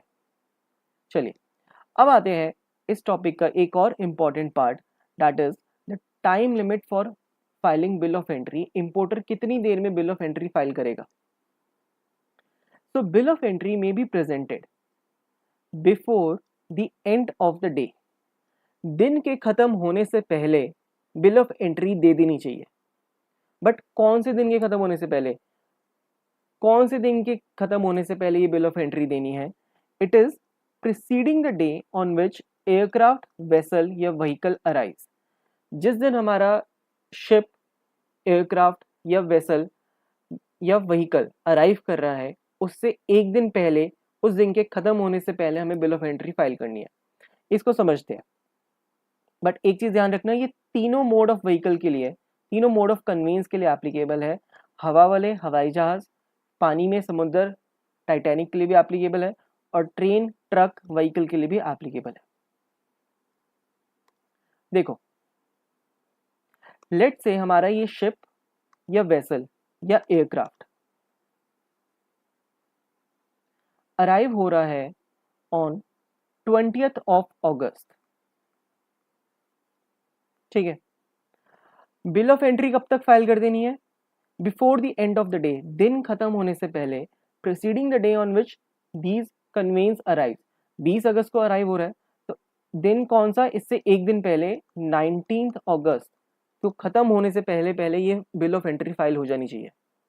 ठीक है, एक चीज यहाँ पे बहुत ही देखी है, हाईलाइट करने वाली बात है, इंक्लूडिंग हॉलीडेज, कि हॉलीडेज को भी यहाँ पे गवर्नमेंट ने नहीं छोड़ा। लेट से ये कन्वेंस जो है हमारा 20th अगस्त की जगह 16th अगस्त को अराइव करता है, इससे एक दिन पहले बिल ऑफ एंट्री फाइल हो जानी चाहिए, that is 15th of August. But 15 अगस्त तो छुट्टी होती है, गवर्नमेंट हॉलीडे। बट यहाँ पे गवर्नमेंट हॉलीडे को भी बख्शा नहीं गया। 15 अगस्त है तो 15 अगस्त ही हमारी लास्ट डेट है, या तो 15 अगस्त तक फाइल कर देना चाहिए, before the end of the day preceding the day on which the aircraft, vessel, vehicle arrives. ठीक है, ये तो होगी हमारी टाइम लिमिट। फिर कहता है जो बोर्ड है, कस्टम का बोर्ड है, वो सेंट्रल गवर्नमेंट है, कुछ और टाइम भी बता सकती है, prescribe different time limits for presentation of bill of entry. कोई और टाइम भी बता सकती है, but that time also shall not be later than the end of the day of such arrival. जिस दिन अराइव कर रहा है उसके दिन के खत्म होने से आगे का टाइम पीरियड नहीं होना चाहिए। कहने का मतलब, अगर 20 अगस्त को अराइव कर रहा है और बोर्ड ने डिफरेंट टाइम दिया भी, तो 20th अगस्त एंड होने से पहले पहले ही दे देनी चाहिए, इससे ज़्यादा एक्सटेंशन नहीं दे रही गवर्नमेंट। ठीक है, फिर कहते हैं एडवांस बिल ऑफ एंट्री भी फाइल कर सकते हैं। ये तो था कि cut to cut time limit है, जिस दिन अराइव हुआ उससे एक दिन पहले फाइल कर दो, उस दिन के खत्म होने से पहले। बट 30 डेज प्रायर भी हम फाइल कर सकते हैं। बिल ऑफ एंट्री में be presented at any time not exceeding 30 days prior to the expected arrival of the aircraft vessel vehicle। कहने का मतलब अगर 20 अगस्त की हमारी अराइवल है, एक्सपेक्टेड है कि 20 अगस्त को आ जाएगा, इससे 30 दिन विद इन 30 डेज भी हम फाइल कर सकते हैं, but it should not be 30 days से और पहले नहीं दे सकते, it should not exceed 30 days, maximum 30 days के विद इन हम इसको बिल ऑफ एंट्री फाइल कर सकते हैं। ठीक है, आई होप ये टाइम लिमिट्स अच्छे से समझ आई होगी, क्योंकि इस पे एमसीक्यूज बहुत ज़्यादा बन सकते हैं, तो इसको अच्छे से हमें पढ़ना है। अब लेट से किसी भी वजह से ये जो टाइम लिमिट्स है, एक दिन पहले वाला, ये जो बोर्ड ने एक्सटेंड करा और जिस दिन अराइव हो रहा है उस दिन वाला, या बिफोर प्रायर 30 डेज वाला, इम्पोर्टर नहीं फाइल कर पाया बिल ऑफ एंट्री और कोई जेन्युइन रीजंस है और प्रॉपर ऑफिसर सेटिस्फाइड है कि वो जेन्युइन रीजंस है, तो प्रॉपर ऑफिसर इसको लेट भी अलाउ कर सकता है। उसके लिए कोई चार्जेस पे करने होंगे, क्या चार्जेस है हमें नहीं पता, क्योंकि लॉ में अभी स्पेसिफाइड नहीं है, प्रॉपर ऑफिसर खुद बताएगा कि कितने चार्जेस हैं, हमारे सिलेबस का पार्ट नहीं है, बट इतना है कि हमें लेट चार्जेस पे करके इंपोर्टर फाइल कर सकते हैं बिल ऑफ एंट्री, अगर प्रॉपर ऑफिसर सेटिस्फाइड है कि रीजंस जेन्युइन थे। इसी के लिए हम एक क्वेश्चन देखते हैं TY के 28 of ICAI study mat. Let's see, test your knowledge 28 क्या कहते हैं। An importer filed a bill of entry after 60 days of filing import journal manifest. Import journal manifest के 60 दिन बाद इसने फाइल करा। अब देखो, इंपोर्ट जर्नल मैनिफेस्ट हमें पता है कौन फाइल करता है, पर्सन इन चार्ज। कब फाइल करता है, जब वेसल आ जाता है, क्योंकि इंपोर्ट जर्नल मैनिफेस्ट में हमने टाइम पीरियड देखा था। टाइम पीरियड क्या होता है इसका, any time prior to the arrival of vessel, vessel के आने से कभी भी पहले ये दे सकता है। ठीक है, इंपोर्ट जर्नल मैनिफेस्ट फाइल करने के 60 डेज बाद इंपोर्टर ने फाइल करा bill of entry. The deputy commissioner of custom impose a penalty लगा दी उसने 10,000 रुपीज की, क्योंकि लेट फाइल करा गया। Since importer wanted to clear the goods urgently, उसने ड्यूटी पे फाइन पे भी कर दिया, पेनल्टी पे कर दी। कैन पेनल्टी भी impose for late filing of bill of entry, क्या ये पेनल्टी जेन्युइन है, लग सकती है। अभी मैंने आपको बताया था, अगर टाइम लिमिट्स नहीं फुलफिल कर पाए इंपोर्टर और प्रॉपर ऑफिसर को लगता है कि ये जेन्युइन रीजंस है, तो पेनल्टी पे करके वो फाइल कर सकता है, तो पेनल्टी तो लग सकती है। Can bill of entry be filed in advance, अब ये एक इस क्वेश्चन का सेकंड पार्ट है, एडवांस में क्या फाइल कर सकते हैं, ऑफ कोर्स कर सकते हैं। हमने देखा था not exceeding 30 days prior to the arrival हम फाइल कर सकते हैं। Examining the issue regarding period available for filing bill of entry in the light of relevant statutory provisions, ये एक थर्ड रिक्वायरमेंट है इस क्वेश्चन की, कह रहा है कि क्या टाइम लिमिट है बिल ऑफ एंट्री की, वो एक्सप्लेन करो। तो हमें पूरा एक्सप्लेन करना होगा कि बिल ऑफ एंट्री फाइल कर सकते हैं before the end of the day, including holidays, preceding the day on the before the preceding the day of the arrival of vessel aircraft vehicle. ठीक है, फिर हमें बताना होगा कि बोर्ड अप्रूव कर सकता है, एक्सटेंड कर सकता है, but not exceeding the date of arrival, end of the day of arrival. तो इस तरीके से हमें पूरा आंसर एक्सप्लेन करना होगा। फटाफट से इसको हम रीडिंग देते हैं। एक, yes, charges are payable for late filing of bill of entry if an importer fails to present the bill of entry before the end of the day, including holidays, preceding the day on which the aircraft vessel vehicle arrives at a custom station, and the proper officer is satisfied that there was no sufficient cause for such delay, कोई sufficient cause नहीं था उस delay के लिए, क्योंकि अगर sufficient cause होता तो हो सकता है कि प्रॉपर ऑफिसर ये पेनल्टी वेव ऑफ भी कर देता, बट कोई रीजन ही नहीं था और उसने सफिशिएंट विदाउट सफिशिएंट कॉज उसने डिले करा, तो पेनल्टी लग सकती है। However, the board may in such cases as it deem fit prescribe different time limits for presentation of bill of entry which shall not be later than the end of the day of such arrival। ये वही time limits बता रहा है। फिर yes, a bill of entry can be filed in advance, it can be presented within 30 days of the expected arrival of the vessel aircraft vehicle। In the given case also time period described above will be available for filing of bill of entry, और इसने late करा तो इसलिए इसको penalty लग गई। बस ये एक छोटा सा क्वेश्चन, एक इसको बस एक रीड ओनली रख सकते हैं कंसेप्ट समझने के लिए। चलिए आगे देखते हैं क्या कहता है हमारा सेक्शन।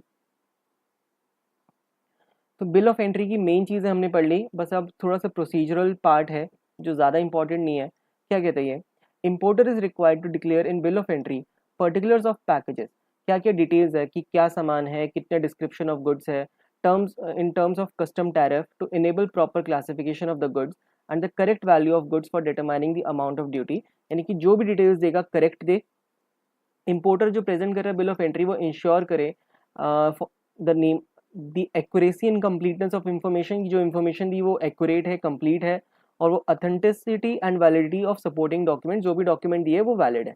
तो ये इम्पोर्टर की ड्यूटी है कि कोई गलत चीज़ें ना दे।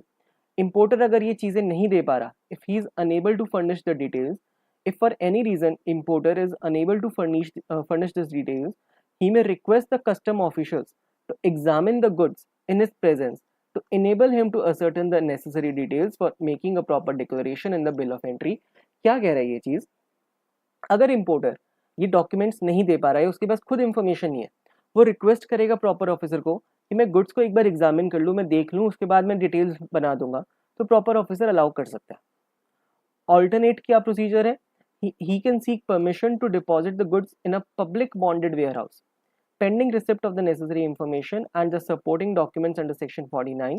This is called warehousing without warehousing।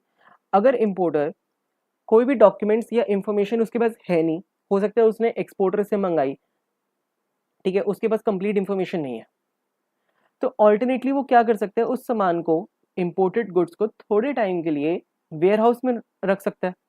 But उस वेयर हाउस में रखने वाले सामान पे वेयर हाउसिंग की प्रोविजंस नहीं लगेंगे, क्योंकि प्रॉपर वेयर हाउस नहीं हुआ। It is warehousing without warehousing. इसका एक पूरा कंसेप्ट है warehousing without warehousing, जो हम लास्ट में, ये टॉपिक है सेक्शन 49, बिल्कुल ही लास्ट में पढ़ेंगे जब हमारा चैप्टर खत्म होने वाला होगा।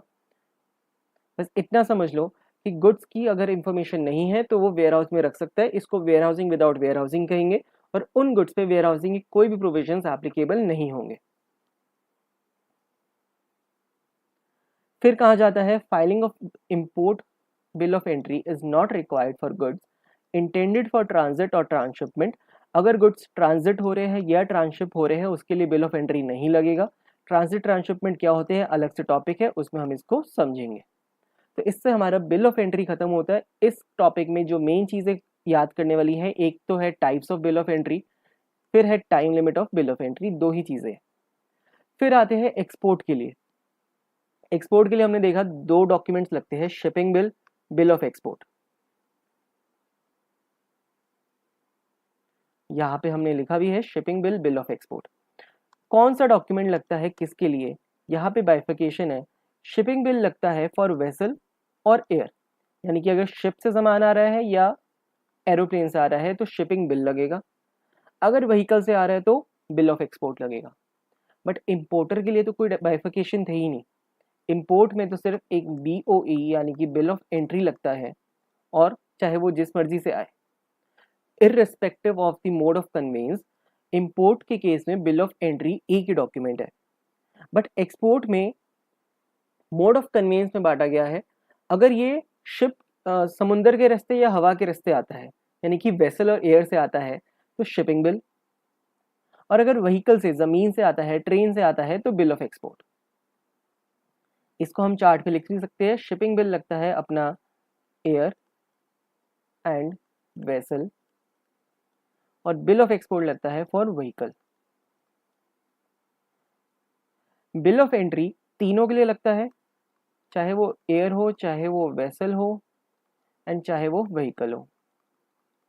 इसकी टाइम लिमिट्स यहाँ पे आप लिख लेना अपने आप से, क्योंकि दैट इज़ वेरी इंपॉर्टेंट। और यहीं पे हम 3 types of bill of entry bill लिख लेंगे। जस्ट 1 सेकेंड, ठीक है। तो ये कॉलम्स आपको खुद फिल करने हैं, time limit and 3 types of bill of entry. Export के केस में हमने देखा shipping bill and bill of export दो डॉक्यूमेंट्स है। क्या होता है ये हमने देख लिया, बस खत्म। यहाँ पे टाइम लिमिट्स नहीं है, इसमें टाइम लिमिट्स नहीं दे रखी हमें। और एक नोट है, जस्ट एक MCQ के लिए रेलिवेंट, ज़्यादा नहीं है बट स्टिल पढ़ लेते हैं। Normally a shipping bill is permitted to be filed only after an entry outward, but under certain special circumstances, principal commissioner or commissioner may permit advance shipping bill to be filed। क्या कह रही है, person in charge जब entry outward file कर देगा। Entry outward क्या था, permission to load the goods on for exportation, उसके बाद ही शिपिंग बिल फाइल होगा। क्योंकि शिपिंग बिल क्या है, एक तरीके से फाइनल डॉक्यूमेंट है कि इसके बाद हम लोड कर सकते हैं। और एंट्री इनवर्ड क्या, एंट्री आउटवर्ड क्या था, परमिशन है फॉर लोडिंग। तो परमिशन के बाद ही लोड कर सकते हैं, इसलिए शिपिंग बिल हमेशा एंट्री इनवर्ड आउटवर्ड के बाद ही फाइल करा जाएगा, बट कुछ ही सर्कमस्टांसेस में हम उसको एडवांस फाइलिंग कर सकते हैं। That's it. अब एक चीज़ और इसमें याद रखने वाली चीज़ है जो कंफ्यूजन क्रिएट कर सकती है, ये जो बिल ऑफ एंट्री है और ये जो एंट्री इनवर्ड है, these both are different documents. Of course आपको याद होना चाहिए इस टाइम तक कि बिल ऑफ एंट्री तो अभी हमने पढ़ी है, एंट्री इनवर्ड क्या था, इट वाज अ परमिशन या application for unloading of goods. Person in charge एक रिक्वेस्ट करेगा प्रॉपर ऑफिसर की, मेरे को अपना सामान यहाँ से खाली करने दो, अनलोड करने दो, that is entry inward. Bill of entry importer request कर रहा है कि मेरे गुड्स की असेसमेंट कर दो ताकि मैं उसको क्लियर करा सकूं, चाहे होम कंजम्पशन में चाहे वेयर हाउस में। तो कंफ्यूज नहीं होना, ठीक है। डॉक्यूमेंट्स में हमारी पकड़ होनी चाहिए ताकि एमसीक्यू हम अच्छे से सॉल्व कर पाए। तो ये दोनों सेक्शंस हमारे खत्म होते हैं, चलते हैं एक नेक्स्ट टॉपिक पे। अगर आपको थोड़ा सा ब्रेक लेना है क्योंकि हमने बहुत सारी चीज़ें पढ़ी है, अगर रिकॉल करना है जो हमने पढ़ा है, देखना है, एक बार गो थ्रू करना है, थोड़ा सा पानी पीना है, अपने सांस को काबू करना है, ठीक है, 2 मिनट इस वीडियो को पॉज कर दो, उसके बाद फिर से स्टार्ट करना। मेन चीज़ हमारे इस चैप्टर की ख़त्म हो चुकी है, जस्ट एक थोड़ी सी चीज़ें बची है। I think it will take only 15-20 minutes more and that's all. मैं वीडियो को रोकूंगा नहीं, आप पॉज करके फिर कंटिन्यू कर सकते हो। Section 47, clearance of goods for home consumption. Importer clear कर रहा है गुड्स वेयर हाउस के लिए नहीं, होम कंजम्पशन के लिए। तो बिल ऑफ एंट्री इसने फाइल करी होगी, कौन सी वाली, वाइट कलर की, और वाइट में भी फॉर्म नंबर 1 जो हमने ऊपर देखा था, ठीक है। अब क्लियर के लिए क्या क्या चीजें हैं। If proper officer is satisfied that the goods entered for home consumption are not prohibited and the appropriate import duty and any charges payable thereon has been paid, he can make an order permitting the clearance of goods for home consumption. Simple है, अगर importer को proper officer को लगता है कि जो goods आए हैं वो प्रोहिबिटेड नहीं है, इलीगल गुड्स नहीं है, और सारी ड्यूटी इस पर पे कर दी, तो वो क्लियरेंस दे देगा होम कंजम्पशन के लिए। However, central government has permitted the following class of importers to make deferred payment of the set duty और एनी चार्जेस। देखो नॉर्मल प्रोसीजर क्या है, importer bill of entry file करेगा, इसको प्रॉपर ऑफिसर चेक करेगा और इंपोर्टर कस्टम ड्यूटी पे कर देगा और गुड्स को क्लियर कर लेगा। बट कुछ कुछ इंपोर्टर ऐसे होते हैं जो रेगुलर बेसिस पे इंपोर्ट करते हैं, उनका रोज का काम है इंपोर्ट करना। तो गवर्नमेंट ने क्या कहा है, ऐसे कुछ क्लास ऑफ इंपोर्टर्स है जिसको परमिशन दे दी कि तुम डेफर्ड पेमेंट कर दो, गुड्स लेके चले जाओ, पेमेंट तुमसे आती रहेगी बाद में। मतलब इतना भरोसा है गवर्नमेंट को उन पे कि डेफरल पेमेंट उसी वक्त हाथों हाथ पेमेंट मत करो, पहले तो क्या है कस्टम ड्यूटी पे करो तभी गुड्स लेके जाओ। ऊपर हमने यही पढ़ा था कि appropriate import duty and any charges payable, कोई भी अगर फीस है, पेनल्टी है, कोई पोर्ट के चार्जेस है, रेंटल है, वो सब कुछ पे हो चुका है तब हम अलाउ करेंगे फॉर क्लियरेंस। बट यहाँ पे डेफर्ड पेमेंट दे रहे हैं कौन से क्लास ऑफ इंपोर्टर्स को, दो ऐसे इंपोर्टर स्पेसिफाई करे हैं। One is the importer certified under an authorised economic operator programme, यानी कि AEO प्रोग्राम, ठीक है, गोलमाल में करते हैं ना वो तुषार कपूर, AEO, वैसा ही ऑथराइज्ड इकोनॉमिक ऑपरेटर प्रोग्राम है जिसमें 2 टायर है, टायर 2 और टायर 3, ठीक है, 3 टायर है, टायर 1 नहीं है, tier 1 sorry tier 2 and tier 3, ठीक है।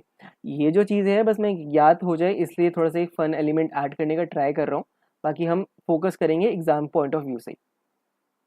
फिर दूसरा इंपोर्टर है ऑथराइज्ड पब्लिक अंडरटेकिंग, कोई भी पब्लिक अंडरटेकिंग जिनको ऑथराइजेशन मिली हुई है, तो ये गवर्नमेंट ने अप्रूव करे हैं। अब टाइम लिमिट क्या है फॉर पेमेंट ऑफ ड्यूटी। अगर सेल्फ असेसमेंट होती है, यानी कि bill of entry importer file करता है, तो जिस दिन बिल ऑफ एंट्री फाइल करेगा उसी दिन इंपोर्ट ड्यूटी भी पे कर देगा। जो मैंने ऊपर यहाँ पे बताया कि इंपोर्ट ड्यूटी हाथों हाथ पे करेगा, यानी कि जैसे ही बिल ऑफ एंट्री की एप्लीकेशन बिल ऑफ एंट्री में ही सेल्फ असेस करेगा कि मेरे गुड्स की वैल्यू अगर 1 करोड़ है, उस पर 15% की ड्यूटी लगती है, तो मैं 15 लाख रुपीज़ डिपॉजिट करा दूँ, तो 15 लाख रुपए का चेक या जो भी मोड ऑफ पेमेंट है वो साथ ही साथ देगा, डेट ऑफ प्रेजेंटेशन पे ही इंपोर्ट ड्यूटी पे कर देगा।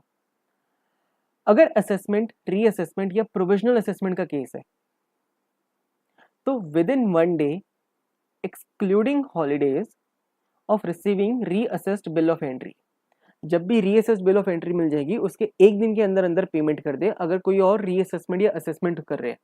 सेल्फ असेसमेंट नहीं, प्रॉपर ऑफिसर अगर असेसमेंट कर रहा है तो अपने खुद की असेसमेंट देगा तो उसके एक दिन के अंदर कर दे।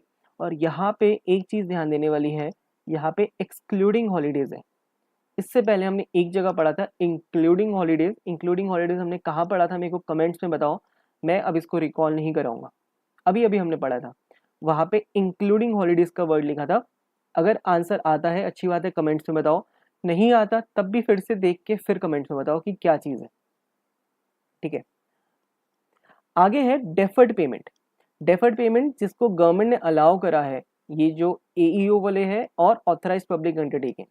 डेफर्ड पेमेंट के केसेस में डेट्स स्पेसिफाइड है नीचे।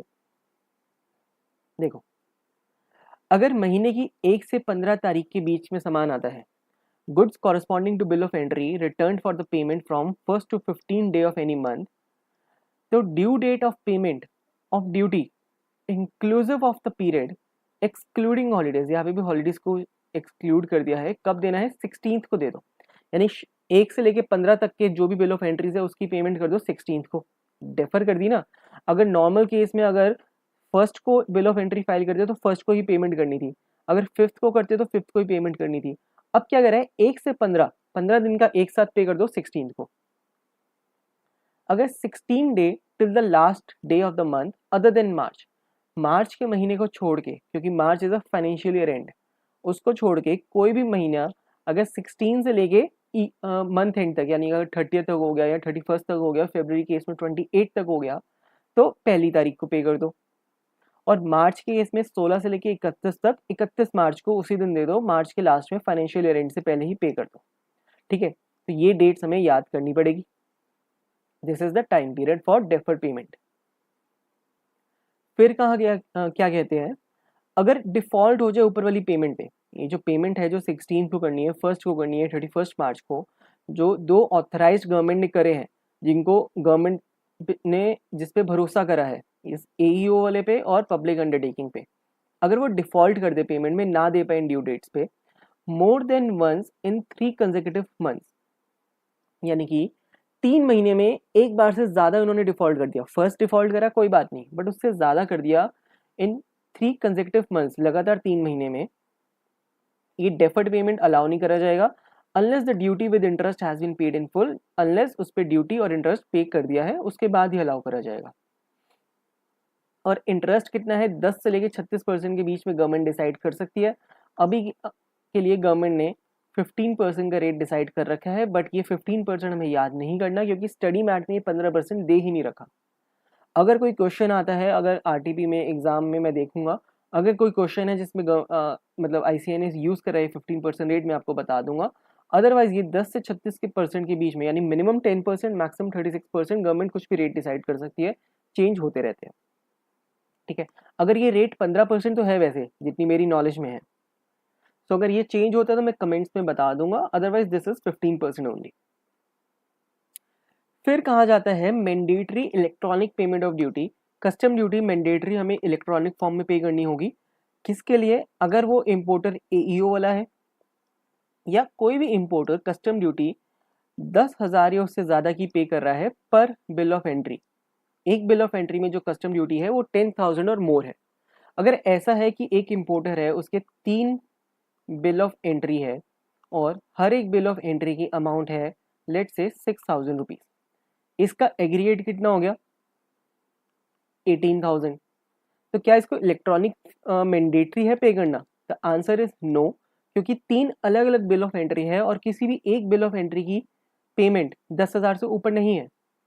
भले ही टोटल पेमेंट 18,000 है, बट पर bill of entry it is not exceeding 10,000 और मोर, तो मैंडेटरी नहीं है।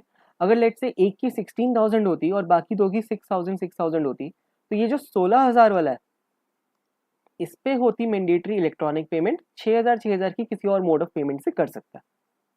और पेमेंट करने के लिए पोर्टल क्या है? जैसे जीएसटी के लिए हमारा जीएसटीएन पोर्टल होता है, इसके लिए है आइस गेट पोर्टल, यानी कि इंडियन कस्टम इलेक्ट्रॉनिक गेटवे।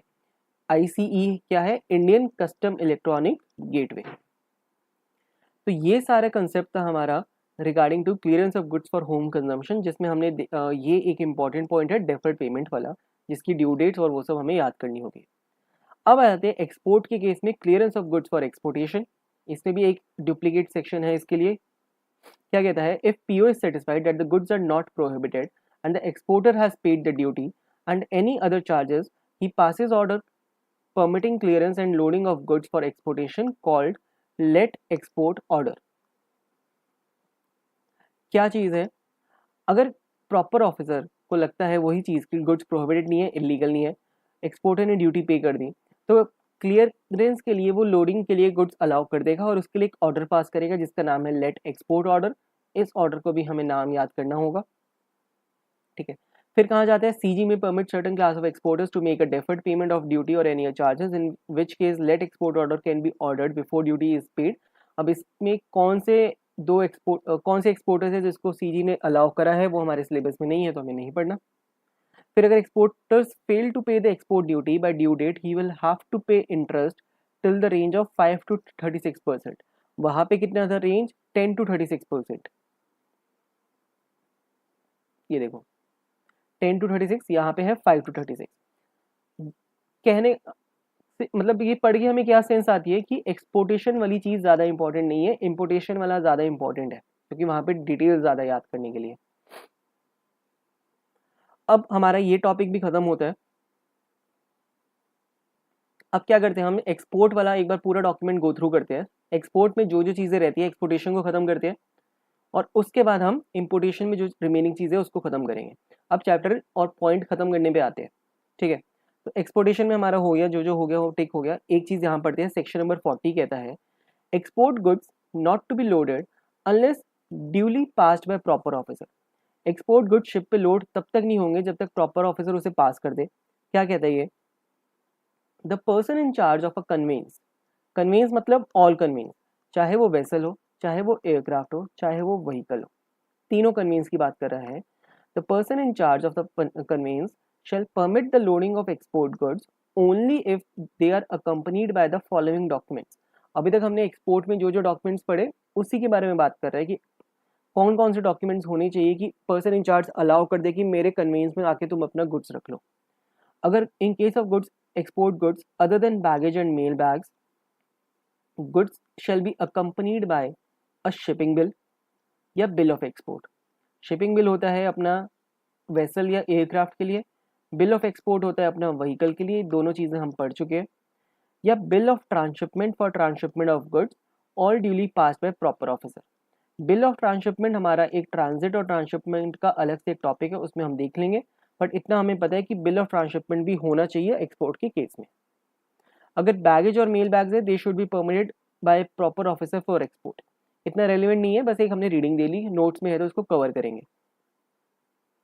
फिर एक्सपोर्ट में हमारा कुछ ज़्यादा रह नहीं गया, except this section number 42 that says no conveyance to leave without return order. ये कहना चाह रहा है जो भी कन्वेंस है वो इंडिया से बाहर नहीं जाएगा without a return order. Proper officer ने अभी तक एक एंट्री आउटवर्ड दे दिया कि गुड्स को लोड करने की परमिशन दे दी, शिपिंग बिल दे दिया एक्सपोर्टर को, बट कन्वेंस को रवाना करने के लिए अभी तक कोई परमिशन नहीं दी। तो उसके लिए एक रिटर्न ऑर्डर लगेगा, उसके बिना कन्वेंस इंडिया छोड़ के नहीं जा सकता। क्या क्या चीज़ें इसमें देखनी पड़ेगी? The person in charge of the conveyance which has brought any imported goods और has loaded any export goods shall not permit the conveyance to depart until a written order has been given by proper officer।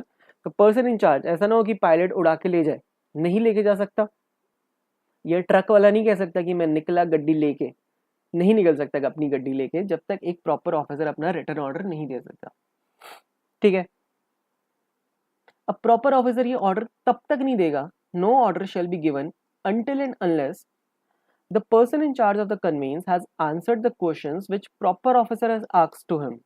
अब हो सकता है proper officer person in charge से कुछ inquiry करे कि कहाँ से आ रहे हो, क्या सामान लेके आ रहे हो, मुझे आंसर्स दो इन चीज़ों के। जब तक person in charge proper on officer के सारे आंसर्स का जवाब नहीं दे देता, अपना सामान लेके, अपनी व्हीकल लेके, कन्वेंस लेके नहीं जा सकता, अपनी शिप, अपनी टाइटैनिक भी वहां से पोर्ट से नहीं निकाल सकता, ठीक है, अपनी गड्डी नहीं निकाल सकता वो। फिर the provisions of section 41 have been complied, that is export journal manifest. ये किसकी ड्यूटी है? पर्सन इन चार्ज की। तो पर्सन इन चार्ज ने एक्सपोर्ट जर्नल मैनिफेस्ट भी फाइल कर दिया है कि कौन कौन से गुड्स यहाँ पे हो रहे हैं। एक्सपोर्ट जर्नल मैनिफेस्ट हमने पूरा पढ़ा था, वो सब फाइल कर दिया। Shipping bill or bill of export, the bill of transshipment and any other document as the proper officer may require have been delivered to him. जो भी डॉक्यूमेंट्स प्रॉपर ऑफिसर को चाहिए वो उसको मिल जाए। फिर duties on stores consumed in such conveyance and all charges and penalties and due in respect of such conveyance have been paid और the payment secured by guarantee और deposit of such amount as the proper officer may direct. कहने का मतलब जो भी stores consume हुए हैं उस पर ड्यूटी पे कर दी गई हो, अगर ड्यूटी एप्लीकेबल है। स्टोर्स का कंसेप्ट हम अच्छे से पढ़ चुके हैं, सेपरेटली एक वीडियो अवेलेबल है। और अगर कोई चार्जेस या पेनल्टीज पे करने हैं, जैसे कि शिप या एयरक्राफ्ट है, वहाँ पे लैंड करा है या पोर्ट पे खड़ा हुआ है, तो कोई चार्जेस हो सकते हैं पोर्ट के, रेंटल चार्जेस हो सकते हैं एयरपोर्ट के, तो वो सब पे कर दिए। उसके बाद ही या तो उसने गारंटी दे दी कि ऑफ सच अमाउंट जो भी प्रॉपर ऑफिसर को सही लगता है, ठीक है, तो यानी कि सारी पेमेंट्स उसकी डन है या उसकी गारंटी है। The person in charge of the conveyance has satisfied the proper officer that no penalty is leviable on him under section 116 or the payment of any penalty under 116 has been secured by guarantee or deposit of such amount as the proper officer may direct। मतलब कोई penalty नहीं लग रही 116 में, और अगर लग भी रही है तो उसके लिए गारंटी दे दी या कोई डिपॉजिट दे दिया उस अमाउंट को जो भी प्रॉपर ऑफिसर को सही लगता है। अब सेक्शन 116 क्या कहता है, ये इस चैप्टर को में का तो पार्ट नहीं है, किसी और चैप्टर में अगर इसे 116 कवर होते तो मैं बता दूंगा। बेसिकली ये क्या कहता है, अगर गुड्स अनलोड करे हैं किसी भी शिप से और वो शॉर्ट क्वांटिटी में है, कि गुड्स अनलोड होने चाहिए थे 100 और हुए हैं सिर्फ 99 या 90, कम हुए हैं, तो पेनल्टी लग सकती है कि बाकी गुड्स कहाँ गए, रास्ते में तुमने कहीं बेच तो नहीं दिए, ठीक है, तो इस तरीके से पेनल्टी लग सकती है। फिर कहते हैं कि टॉपिक से मत भड़क जाना, हम पढ़ क्या रहे हैं, हम पढ़ रहे हैं कि प्रॉपर ऑफिसर एक रिटर्न ऑर्डर देगा कि कन्वेंस को टाटा बाय बाय कह सके, लीव करने के लिए टाटा बाय बाय, चलो चलता हूँ, दुआ में याद रखना, दे सके। तो उसके लिए क्या क्या चीजें हैं जिसमें वो नहीं देगा अनटिल अनलेस ये सारी चीजें नहीं हो जाती।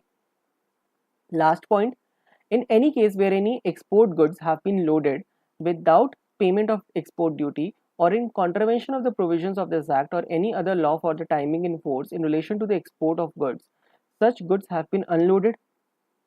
कहने का मतलब अगर कोई एक्सपोर्ट गुड्स बिना पेमेंट ऑफ ड्यूटी के ही लोड कर दिए तो उन गुड्स को वापस उतार दो, या वेयर असिस्टेंट कमिश्नर सेटिस्फाई हो जाता है that it is not practicable to unload such goods, कि उन गुड्स को उतारना पॉसिबल नहीं है, प्रैक्टिकल नहीं है, the person in charge of the convince has given a undertaking secured by a guarantee or deposit of an amount PO में direct for bringing back the goods to India, कि वो goods को वापस India लेके आएगा, अभी नहीं उतार सकते, बट जब वापस इंडिया आएगा तो इन गुड्स को मैं लेके ही आऊंगा, ऐसा एक डिक्लेरेशन उसने दिया है, उसके बाद ही वो कहेगा चलो जाओ। अब इस पे एक हमारा एक क्वेश्चन है, ये आरटीपी से आया हुआ क्वेश्चन है, क्वेश्चन रीड कर लो और आंसर इसका ऊपर है जो हमने पढ़ा है पूरा। ABC export house has exported certain goods to Canada through sea. The person in charge of the ship carrying goods at the customs station is ready to cause the ship to depart from that customs station. However, he comes to know that he cannot cause or permit the ship to depart from that customs station until a written order to that effect has been given by the proper officer. He has approached you, तुम्हारे पास आया है, तुम्हें expert मानता ही है, तो expert advice देना। For knowing the conditions to be fulfilled before issue of such order, what would you advise him? क्या उसको कहोगे, क्या कहोगे कि ऐसा कोई रिटर्न ऑर्डर नहीं लगता, तुम्हें पता होना चाहिए कि ऐसा रिटर्न ऑर्डर लगता है और कंडीशंस क्या है, ये जो हमने ऊपर पढ़ी है ए से लेके एफ तक की ये कंडीशंस है, तो बस इसी को अपने वर्ड्स में एग्जाम में लिख देना अगर ऐसा क्वेश्चन आता है तो, ठीक है। चलो एक्सपोर्ट में और कुछ हमारा रहता है, देखते हैं, बस और कुछ नहीं रहता, पूरा ये टॉपिक खत्म हो गया एक्सेप्ट दिस नोट, और इसको भी खत्म करके हम बाय बाय इसको भी कर देते हैं। If any goods mentioned in the shipping bill और bill of export and cleared for exportation are not exported, कह रहा है कि कोई गुड्स अगर शिपिंग बिल या बिल ऑफ एक्सपोर्ट में मेंशन्ड है, एक्सपोर्टर ने मेंशन करा कि मैं ये गुड्स एक्सपोर्ट कर रहा हूँ बट एक्सपोर्ट नहीं हुए, तो 7 दिनों के अंदर अंदर from the date of departure of conveyance furnish the prescribe information to proper officer in respect of such goods. ये बस एक एमसीक्यू के लिए वैलिड है कि कितने दिनों के अंदर वो करेगा, 7 डेज के अंदर। देखो क्या कह रही है, एक्सपोर्टर ने कहा कि मैं मतलब टी शर्ट्स एक्सपोर्ट कर रहा हूँ और जीन्स एक्सपोर्ट कर रहा हूँ, बट सिर्फ टी शर्ट ही एक्सपोर्ट कर दी, जीन्स नहीं करी। But shipping bill of export में दोनों लिखे थे कि दोनों करेगा। तो if they are not exported within exported, तो जब भी शिप चला जाता है उसके 7 दिन के अंदर अंदर प्रॉपर ऑफिसर से संपर्क करे और उसको सारी इंफॉर्मेशन बताए कि क्यों नहीं करी, क्या दिक्कत आ गई, क्या रीजन थे, तो जो भी है वहां पे क्लियर करें। बस that's all.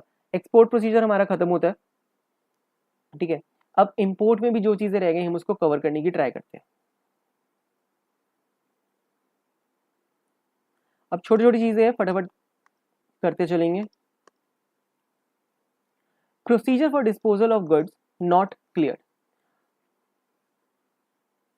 If imported goods are not cleared for home consumption or for warehouse within 30 days of unloading, जो भी गुड्स पोर्ट पे अनलोड हो गए उसके अगर 30 डेज के अंदर अंदर वो क्लियर नहीं होते, चाहे वो होम कंजम्पशन पे या वेयर हाउस पे, और within such further period as P O may allow, और if the title to any imported goods is relinquished, या तो इम्पोर्टर ने वो गुड्स ही रेलिंक्विश कर दिए जो हमने सेक्शन 23 में ऑलरेडी पढ़ रखा है रेलिंक्विशमेंट।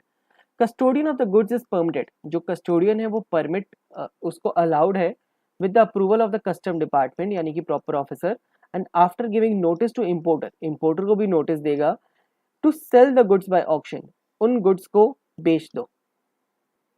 फिर से समझो, अगर गुड्स 30 डेज के अंदर अंदर क्लियर नहीं कराता है इम्पोर्टर, 30 डेज ऑफ अनलोडिंग, तो कस्टोडियन के पास एक परमिशन, एक पावर है कि वो उन गुड्स का ऑक्शन कर सकता है, उनको बेच सकता है, उनकी नीलामी कर सकता है after approval of custom department यानी कि प्रॉपर ऑफिसर के अप्रूवल के बाद। अब क्या 30 दिन से पहले भी नीलामी कर सकता है, 30 डेज से पहले ऑक्शन कर सकता है? तो ऑफ कोर्स कर सकता है, एक्सेप्शन है, बट एक्सेप्शन किसके लिए है? सिर्फ एनिमल्स के लिए। अगर इंपोर्टेड गुड्स में जानवर आया है तो उनको कर सकता है, फूड स्टफ्स कर सकता है क्योंकि खाना खराब हो जाता है, हजार्डियस गुड्स है, कुछ डेंजरस केमिकल है या कुछ भी है हजार्डियस है, उनको भी 30 डेज से पहले कर सकता है। कहने का मतलब पेरिशेबल या सेंसिटिव गुड्स, एनिमल जैसे सेंसिटिव है, फूड स्टफ पेरिशेबल है, हजार्डियस गुड्स भी सेंसिटिव है, ठीक है। और एनिमल्स को कह लो पेरिशेबल भी है। अब एनिमल्स को खाना कौन देगा? एनिमल्स आ गए, उनको खाना नहीं दे तो पेरिश हो गए, पेरिश हो जाएंगे, ठीक है। और दूसरा, अगर इंपोर्ट में आर्म्स और एनिमेशन, ठीक है, गोली बारूद है, गन्स है, which can not be sold in public auction, मतलब आर्म्स और एनिमेशन तो पब्लिक ऑक्शन नहीं लगा सकते ना कि जिसने ले जाना ले जाओ, तो वो भी 30 डेज के पहले भी कर सकता है, जो भी उसका प्रोसीजर रहेगा कि गवर्नमेंट की अप्रूवल लेने हैं, किसको देना है, ठीक है, तो ये सब रहेगा। After the successful bidder has been informed about the result of the auction, a consolidated bill of entry buyer wise will be filed by the custodian for clearance of the goods as per section 46। मतलब जिसने भी ज़्यादा bid लगाई है, जब वो final हो जाएगा तो एक बिल ऑफ एंट्री कस्टोडियन ही फाइल करेगा। एज पर सेक्शन 46 क्या था? बिल ऑफ एंट्री का ही सेक्शन था। And proper officer shall assess the goods to duty within 15 days of filing bill of entry and inform the amount of duty payable to the custodian. कितनी duty है वो भी बता देंगे। और इस पे एक क्वेश्चन भी है, explain the procedure prescribed in the customs act 1962 in case of goods not cleared warehouse और transhipped within 30 days after unloading, यानी कि 30 दिन के अंदर क्लियर नहीं करते तो क्या होगा। और क्लियर ऐसा नहीं है कि सिर्फ होम कंजम्पशन के लिए क्लियर, क्लियर चाहे हो होम कंजम्पशन के लिए, चाहे वेयर हाउस के लिए, चाहे ट्रांसशिप के लिए, किसी भी चीज के लिए क्लियर हो सकता है। Now last topic of this chapter of this topic, section 49, warehousing without warehousing. एक चीज हमने पहले पढ़ी थी, अगर बिल ऑफ एंट्री की डिटेल्स देते वक्त इंपोर्टर के पास डिटेल्स नहीं है सारी अभी, तो वो गुड्स को थोड़े टाइम के लिए वेयर हाउस में रख सकते हैं, जिसको warehousing without warehousing कहते हैं। देखो, where ACDC of the custom is satisfied on the application of the importer that the goods cannot be cleared within a reasonable time in case of imported goods, whether dutiable or not, entered for home consumption, या फिर removed for deposit in warehouse within a reasonable time in case of imported dutiable goods entered for warehousing. तो goods को हम warehouse without warehousing कर सकते हैं। क्या कह रही है, एक बार फिर से पढ़ते हैं, इसको समझाता हूं मैं। अगर एसीडीसी को लगता है और वो सेटिस्फाइड है on the application of the importer, importer apply करेगा कि वो गुड्स को अभी क्लियर नहीं कर सकता, अगर वो होम कंजम्पशन में ले जाना चाहता है बट अभी क्लियर नहीं कर सकता, रीजन मीन की डिटेल्स नहीं है इसके पास, within a reasonable time इसको क्लियर नहीं कर सकता, चाहे उस पर ड्यूटी लगे या ना लगे, तो वो गुड्स को वेयर हाउस में रख सकते हैं विदाउट वेयर हाउसिंग। ठीक है, फिर वो रिमूव नहीं कर सकता for deposit in warehousing. Importer क्या कर रहा है, बिल ऑफ एंट्री फाइल कर रहा है for deposit in warehouse, but अभी वेयर हाउस में रिमूव नहीं कर सकता in case of dutiable goods, क्योंकि वेयर हाउस में ड्यूटेबल गुड्स पे असेसमेंट करनी होती है, नॉन ड्यूटेबल पे तो बिना असेस करे भी रख सकते हैं। तो इन ड्यूटेबल गुड्स में अभी नहीं कर सकता रीजनेबल टाइम पे, तो कहते हैं कि वेयर हाउसिंग के प्रोविजंस लगे बिना तुम warehousing without warehousing कर दो। उससे क्या बेनिफिट होगा, तुम्हें एक टाइम पीरियड मिल जाएगा। कितना टाइम पीरियड मिलेगा, goods can be stored for a period not exceeding 30 days. 30 दिन का पीरियड मिल गया, अपनी जो भी इंफॉर्मेशन चाहिए ले लो। अब गुड्स वेयर हाउस में पड़े, क्लियर करने थे होम कंजम्पशन पे, होम कंजम्पशन करके ले जाओ। गुड्स तुमने क्लियर नहीं करने थे, वेयर हाउसिंग की रिक्वेस्ट डाली थी, तो हुआ क्या, जैसे कि यहाँ से लेके 30 डेज तक तो गुड्स वेयर हाउस में ही रहे। इसके बाद हमारी रिक्वेस्ट क्या थी कि हमें शुरू से ही वेयर हाउस करने थे, बट हमारे पास पूरी डिटेल्स नहीं थी, तो warehousing without warehouse कर दिया as per section 49 for 30 days. जब भी detail milli, let's say 30th day भी ही डिटेल्स मिली, इसके बाद भी गुड्स तो वेयर हाउस में पड़े हैं, बट वेयर हाउसिंग के प्रोविजंस, जो भी प्रोविजंस है उसकी पेनल्टीज है, जो भी टाइम पीरियड है वो इस दिन से लगना अप्लाई होगा, पहले 30 डेज पे टाइम पीरियड अप्लाई नहीं होगा, वेयर हाउस के कोई भी प्रोविजन नहीं लगेंगे, तभी इसे कहा जाता है warehousing without warehousing. सामान चला भी गया वेयर हाउस में बट उसके प्रोविजंस नहीं लगे। तो विद दिस हमारा ये चैप्टर खत्म होते हैं इंपोर्ट और एक्सपोर्ट प्रोसीजर्स। कुछ दो क्वेश्चंस है जो मैं इसमें रह गए वो करवा देता हूँ, और एक और एमसीक्यू के लिए पॉइंट है वो भी हम डिस्कस कर लेते हैं। जो शुरू में ही हमें दे रखे हैं पेज पे, मैंने दे रखे हैं इंपॉर्टेंट पॉइंट्स के नाम से। क्या कहता है ये, goods can not be loaded या unloaded on Sunday, custom department Sunday को काम नहीं करेगा, या other holidays observed by custom department. Custom department की जो भी हॉलीडेज है, 15 अगस्त की, 26 जनवरी की, या कोई और भी हॉलीडेज जो भी वो ऑब्जर्व करता है, उस दिन भी वो काम नहीं करेगा, उस दिन गुड्स लोड और अनलोड नहीं होंगे। On any other day after the working hours, working hours के बाद भी काम नहीं होगा। काम कौन सा, लोडिंग अनलोडिंग का। अनलेस, पैसा फेंक तमाशा देख, ठीक है, जब तक पैसा नहीं दोगे ये इन दिन पे काम नहीं करेंगे। अ prior notice and a prescribed fee is paid, that is over time fees. Importer exporter जिसने भी लोड अनलोड कराने हैं वो एक ओवर टाइम फीस देगा, और एक पहले से नोटिस देगा कि इस दिन मेरे को काम करवाना तुमसे, ठीक है, तभी हो पाएगा, अदरवाइज नहीं। तो ये चीज एमसीक्यू के लिए वैलिड है।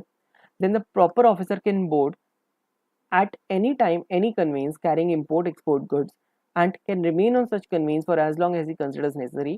प्रॉपर ऑफिसर के पास ये पावर है, किसी भी कन्वेंस पे के ऊपर वो जा सकता है, किसी भी कन्वेंस में एंटर कर सकता है, कभी भी कर सकता है, एट एनी टाइम, चाहे दिन हो या रात हो, ऐसी कोई बात हो, कभी भी जा सकता है, आधी रात को भी जा सकता है, सुबह सवेरे भी जा सकता है 4 बजे, कभी भी जा सकता है, कितनी भी देर के लिए जा सकता है, चाहे वो 1 साल के लिए रह ले, इतना रहेगा नहीं, but for as long as he consider necessary, जितना उसको जरूरी लगता है, उसको भी आगे जवाब देना होगा अपने सीनियर्स को, ठीक है। कोई रीजन होना चाहिए कि क्यों है, ऐसे नहीं कि जबरदस्ती रोक के बैठे किसी व्हीकल पे, किसी कन्वीनियंस को। तो ये 2 पॉइंट्स एमसीक्यू के लिए देख लेना। अब आते हैं 2 क्वेश्चंस जो यहाँ पे रह गए हैं। Let's see, test your knowledge, question number 26। ये क्वेश्चन कौन से कंसेप्ट से है, यहाँ पे हमने एक कंसेप्ट पढ़ा था डेफर्ड पेमेंट से रिलेटेड, जिसमें अलग अलग ड्यू डेट्स थी, कि गवर्नमेंट ने 2 ऐसे इंपोर्टर्स को अलाउ करा है, importers certified under AEO tier 2 and tier 3 and authorise public undertaking, ठीक है, इस कंसेप्ट से रिलेटेड है। बट अगर हमने सिर्फ वो कंसेप्ट पढ़ा और ये क्वेश्चन पढ़े तो हमें हो सकता है क्लिक ना करे कि ये किससे रिलेटेड है। देखो ऐसा क्यों, क्योंकि देखो क्वेश्चन रीड करते हैं, with reference to the facility of clear first pay later extended to importers under the custom law, answer the following questions. Question क्या है? What is the objective of the facility? Who is eligible to avail the scheme? What are the due dates for the payment of duty under this facility? And what are the circumstances when the deferred payment facility will not be available? देखो, हमने जब वो पूरा concept पढ़ा वहां पे कहीं भी ऐसा वर्ड नहीं था क्लियर फर्स्ट पे लेटर। भले ही इसका मीनिंग यही निकलता है डेफर्ड पेमेंट कि पहले सामान क्लियर कर लो बाद में पे कर दो। यहाँ पे क्वेश्चन ने कहा भी है what are the circumstances when deferred payment facility will not be available. But होगा क्या जब एग्जाम में एज इट इज ये क्वेश्चन आ जाएगा और हमने पहले से तैयारी नहीं कर रखी क्वेश्चन की और वो वाला कंसेप्ट पढ़ रखा है, क्लिक होने के चांसेस कम है कि ये उसी टॉपिक से रिलेटेड है डेफर्ड पेमेंट से, क्योंकि हमने पूरे कंसेप्ट में पूरे नोट्स में ऐसा कोई वर्ड पढ़ा ही नहीं क्लियर फर्स्ट पे लेटर, उस स्कीम को इस नाम से भी जाना जाता है। और स्टडी मैट में भी जब कंसेप्ट जहाँ पे है वहाँ पे ऐसा नाम लिखा भी नहीं हुआ, स्ट्रेट अवे क्वेश्चन में आईसीए ने एक चालाकी करी और इस तरीके का नाम लिख दिया। अब डेफर्ड पेमेंट हो सकता है यहाँ पे बच्चा ना ही कंफ्यूज हो, यहीं पे पढ़ के वो घबरा जाएगी क्या चीज़ है क्लियर फर्स्ट पे लेटर, और आगे के क्वेश्चन वो फटाफट करके रीड कर जाए। ठीक है, तो इसलिए एक और इम्पोर्टेंस हमें पता चल गया, क्वेश्चंस पढ़ने चाहिए।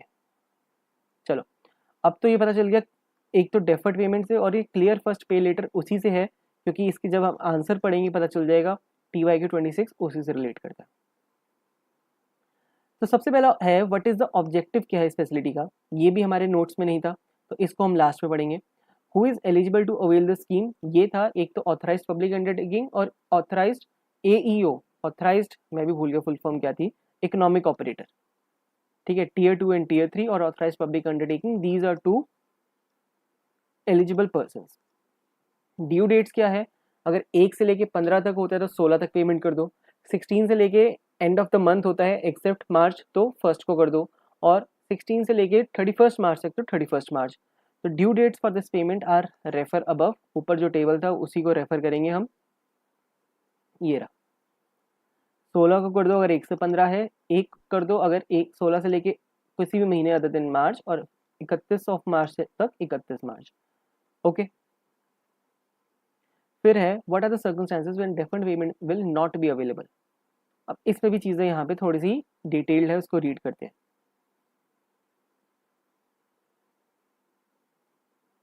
एक तो हमने पढ़ा था if there is a default in payment of duty by more than once in 3 consecutive months, the facility of deferred payment will not be allowed unless the duty with interest has been paid in full. Further, the importer shall be permitted to make the deferred payment if he has paid the duty for bill of entry within the due date. Deferred payment तभी allow करेंगे अगर due date में पे कर दिया है, कोई differential duty है for the same bill of entry along with the interest on account of reassessment with in 1 day excluding holidays, and the benefit of deferred payment of duty will not be available in respect of the goods which are not assessed or not declared by the importer in the bill of entry. अब ये चीज़ें मैं समझाऊंगा नहीं, common sense से read करना, याद समझ आ जानी चाहिए, नहीं आती तो मुझे कमेंट्स में बताओ। ठीक है, ये वाली चीज़ यहाँ से फर्दर से लेके ऊपर वाला तो मैंने बता ही दिया था, मोर देन वंस अगर देता है इन 3 consecutive months, ये 3 लाइनें मेरे को बताना समझ नहीं आती तो। चलो, और फर्स्ट था what is the objective of the facility, ये याद कर लेंगे हम। ऑब्जेक्टिव क्या है, क्लियर फर्स्ट पे लेटर एक डेफर्ड पेमेंट है, duty payment, it is a mechanism for delinking duty payment and custom clearance. ये ड्यूटी पेमेंट और कस्टम क्लियरेंस दो काम अलग अलग कर दिए। The aim is to have a seamless wharf to warehouse transit in order to facilitate just in time manufacturing. अब ये एक सेंटेंस ना याद कर लेना, एज इट इज रट्टा मार के इसको एग्जाम में लिख देना अगर ये क्वेश्चन आता है तो। ठीक है, क्योंकि ये आईसीए के स्टडी मैट में इसी क्वेश्चन में बस एक लाइन यूज करी गई है कि एक सीमलेस वॉर्फ है to warehouse transit in order to facilitate just in time manufacturing, की मैन्युफैक्चरिंग हमारा टाइम टू टाइम हो जाए ताकि गुड्स पहले पहुंच जाए, आराम से पेमेंट आती रहेगी, कोई दिक्कत नहीं है। ठीक है, तो this was our TYQ 26। Last question of this chapter, test your knowledge 29। Let's see. ये क्वेश्चन नंबर 29 अभी मैंने चेक करा, ये इस चैप्टर का है ही नहीं, इस टॉपिक से रिलेट नहीं करता। ये रिलेट करता है विद प्रोविजनल असेसमेंट। यहाँ पे है भी प्रोविजनल असेसमेंट। तो ये टॉपिक मेरी एक नेक्स्ट वीडियो में, जो इसका मिसलेनियस टॉपिक्स है चैप्टर 5.6, इसमें एक प्रोविजनल असेसमेंट है, यहाँ पे मैं डिस्कस करूँगा।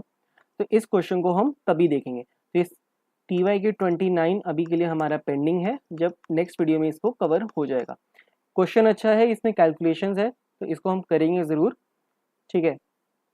तो फिर इस टॉपिक को हम ख़त्म करते हैं। इंपोर्ट एक्सपोर्ट ऑफिशियली हमारा ये ख़त्म होता है, ठीक है। ट्राई करना कि ये जो चार्ट है यहाँ पे अपनी सारी चीज़ें फुलफिल कर लेना, जितना हो सके यहाँ पे इस चार्ट को फिल करना टाइम लिमिट्स के साथ, ताकि याद करना आसान हो जाए। आई नो चैप्टर और टॉपिक दोनों बहुत ही लेंथी है, इसका शॉर्टकट यही है, इस चार्ट को जितना हो सके यहाँ पे सारी डिटेल्स लेके आओ, सारी टाइम लिमिट, ताकि हमारा एक ही ग्लांस में हम पूरा देख सके। चलिए मिलते हैं नेक्स्ट वीडियो में। All the very best and thank you very much. Bye bye.